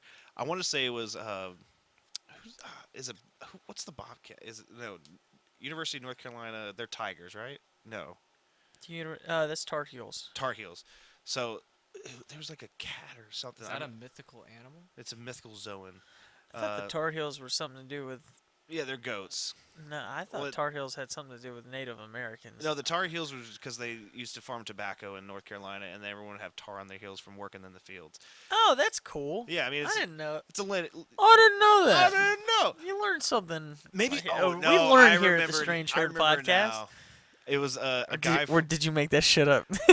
You'll never know. Most likely. It's like this is just enough lies to make it string together. It was a guy. You said it with so much confidence in your voice that I have no choice but to believe you. As long Well, as it's yeah. strange, it's good. Yeah, it's that's strange true. enough. But I remember a guy from Georgia State because they were the Panthers. Georgia State Yes. Panthers. Like they had won some kind of bowl game or something, and they gave like some ring out, and I just remember it was the most gaudy thing I ever saw because it spun. It had a panther on the ring that spun. Oh And he's like, "You want to get one of these like Tostitos bowl rings?" Yeah, He's dude. trying to recruit people in high school with that. But to say that, I also remember the the best athletic career I can say that I've ever like personally witnessed is my friend Nick Moore, Josh's brother. He won state senior year, goes to play professional baseball with the Red Sox, then gets Straight out of high school? yeah. What? Yeah. This guy was a monster. Yeah. He's also, unfortunately, incredibly good looking and a really great person. Uh-huh. And I've had the honor of getting to hang out with him a few times. But he's a super great guy. But it's just funny when we talk about his like athletic career. He went from state like championship in high school senior year, football. Then he goes and plays for the Red Sox, gets cut from the Red Sox, which happens. Yeah. Walks on at UGA, then gets a SEC conference championship ring. So, sorry. Yeah. You can go and play professional baseball and then go play a college sport? Yeah. Yeah, because you didn't have any eligibility years wasted. Wow. That's why I said earlier, when you can play professional ball and never play a single inning of college That is ball. legitimately Well, that's the funny thing about crazy. with Tom Brady in You don't even get to Michigan. play high school ball. You He- could literally just walk on the field. You could have never touched a baseball in your life, but if you are good enough Yeah. and you meet their standard, they're gonna take If you. some scout sees some video or something, Is there an age limit? I mean, you it's just really, have to be over 18, yeah. But I That's mean, it. I'm gonna go yeah, start training for some baseball, I buddy. mean- and then you could walk on to any professional baseball team's tryout, and they have to give you a tryout too. Yeah. They can't just turn you away and say, "Where's your college?" or anything else. They have to give you a tryout. yeah. Wow. And I mean, and dude, and then so he gets the SEC championship ring. He's got a state ring, and then he gets drafted to the Ravens, and then like they get a conference championship as a The NFL. yeah, the Baltimore Ravens. So this guy's Whoa. got rings and like just hardware from all these different. What does he do now? He's still on the Ravens. He's a long snapper. Really? Genius. He's a super stud athlete and he's a long snapper and he's got a great family and he's done life really well. A lot of hard work and praised him on his course. like, commitment. But it's just like, bro, it's like I got a conference championship from the SEC. I got a high school football ring. I got this. He was ring. playing at Georgia when we won the SEC championship. Yeah, Which time? Against with- LSU? with not Stetson, the guy before him. From? Jake Fromm. Who do we beat for that? Auburn. Yes. Sure. Yeah. I'm Yeah. just going with it, but yeah, it's just I remember we were talking about all the different rings that he's got, and he's just like, yeah, I'm like, you gonna fill up the other ones? Hopefully with a couple Super Bowl rings. Oh wow. That's Which- cool. I mean, dude, it's just and it's crazy. Like, I mean, like Does he that's live in Baltimore? Yeah, he's got to he's live gotta- in Baltimore. I'm just like he comes and visits every now and then. I've gone to Thanksgiving with him like last year. I got to hang out and do some like just chilling with the family because Josh Should was, get him on this podcast.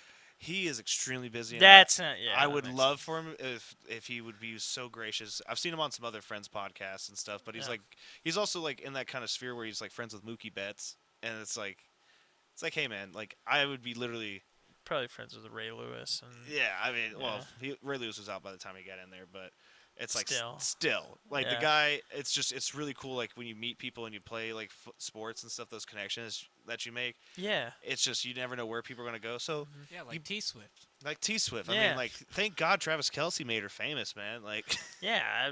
Who? Who would Wait have a known about second. Taylor Swift if she didn't marry or start dating a Super Bowl champion? Yeah. It's Yeah. not like it took over the whole Super Bowl in Yeah. its entirety. Which I still do kind of believe that was a happy accident for the NFL because they're like, hey, you guys are dating. We're going to kind of use this to try to get more women to be interested in football. Oh, it's not like our whole demographic is just elderly men now, and we're a slowly dying breed. Yeah.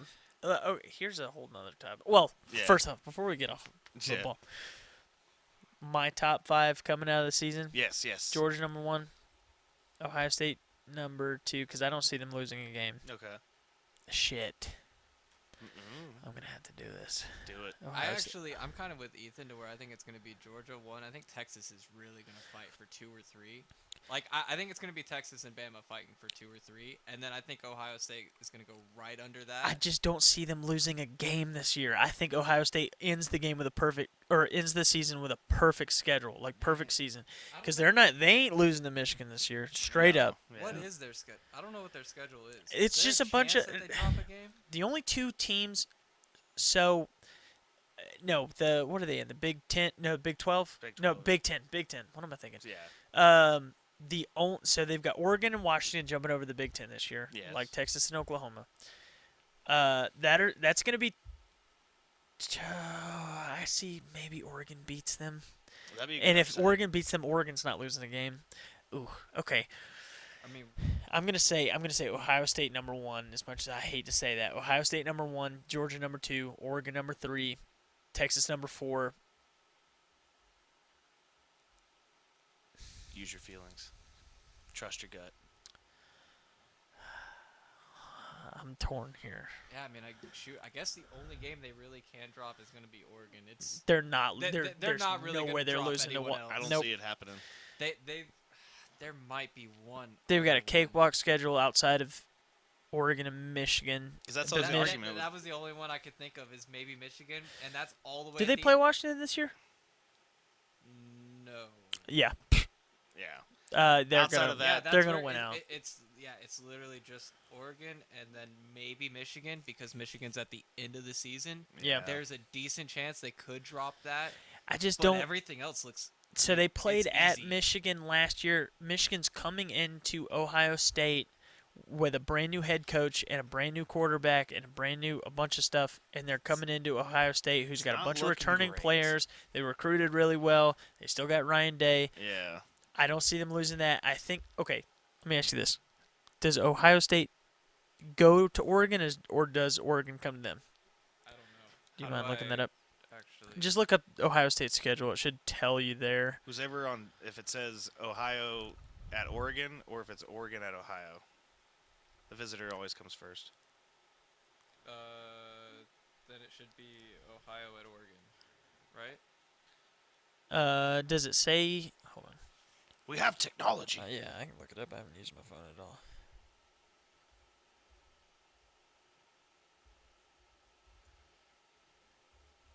I don't know. It says Ohio first and then Oregon. So what is that? Yeah, so Ohio is going to be playing at Oregon October 12th. I mean, they dropped the game last season, so there's a decent chance that playing at Oregon, they're going to drop it again this season. Oregon beats Ohio State. That's my prediction. Boom. Boom. So I'm saying Georgia, Oregon, Ohio State, Texas. No, Georgia, Oregon, Texas, Ohio State. On my fifth one, So wait, you're thinking Bama's going to drop like 2 or 3? I don't plus? even think I'm gonna put Alabama in my top 5. You don't think they're making top 5? They I got a think with brand the new head. They got a brand new new head head coach, and coach, yeah. they lost a ton of their players. And a lot of people have kind of hit the fan when it comes to like, oh, I got recruited to Alabama. I can go play some places for money now. Yeah, So now we think the NIL is basically going to like. I think it's play shattered the against Alabama. destroy them. Ooh. I think they haven't like prepared or like they haven't like, especially with the new head coach. He's not. Well, then I think I'd want to drop mine out for Oregon as well, because then Oregon would look way better than Bama in the top 5. I mean, yeah, I think that's a very solid top 5. I'm going back and forth on my fifth one though, man. Who I you- don't think who it's you gonna stuck be between? Alabama. It's either Alabama or who. Think Ole Miss. All right, Yep, Okay. locking it in. I can lock that in. Ole Miss isn't losing another game except for Georgia. Ole Miss beats Alabama. Does Ole Miss have to play Oklahoma? Let's see. Oklahoma could be up there too. Because their schedule. Oh my God, I love how they start out with Furman. I went to Furman for like a football camp, so I'm like, oh yeah, let's go, Furman University Christian Knights.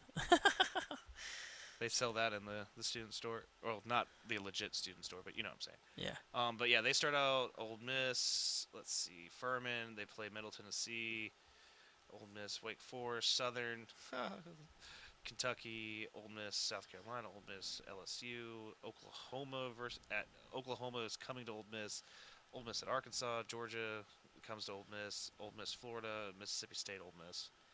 So I mean, They could lose to LSU. No, because LSU just lost their star quarterback. Yep. yeah, I'm saying Georgia, Oregon, Ohio State. Georgia, Oregon, Texas, Ohio State, Ole Miss. I think. And then I think Alabama's right under there. I mean, looking at Ole Miss's schedule, like that seems very doable. Yep. Like especially like Yeah. Furman comes to them, Middle TC comes to them, then they travel to Wake Forest. Yeah. Like Ole Miss, then like Georgia Southern. Oh, dude, I would love if Georgia Southern beat Ole Miss. That would just be such a wrench. That would be kinda That would just cool. be like that would just be the wrench in the entire Yeah. brackets.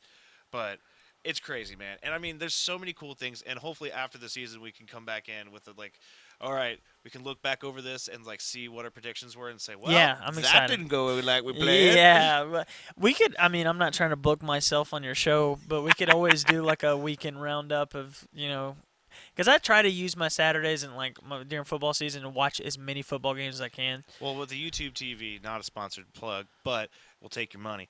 But I love that showing four games and being able to go between multiple or even there's a bunch of different things where you can watch multiple scores at once.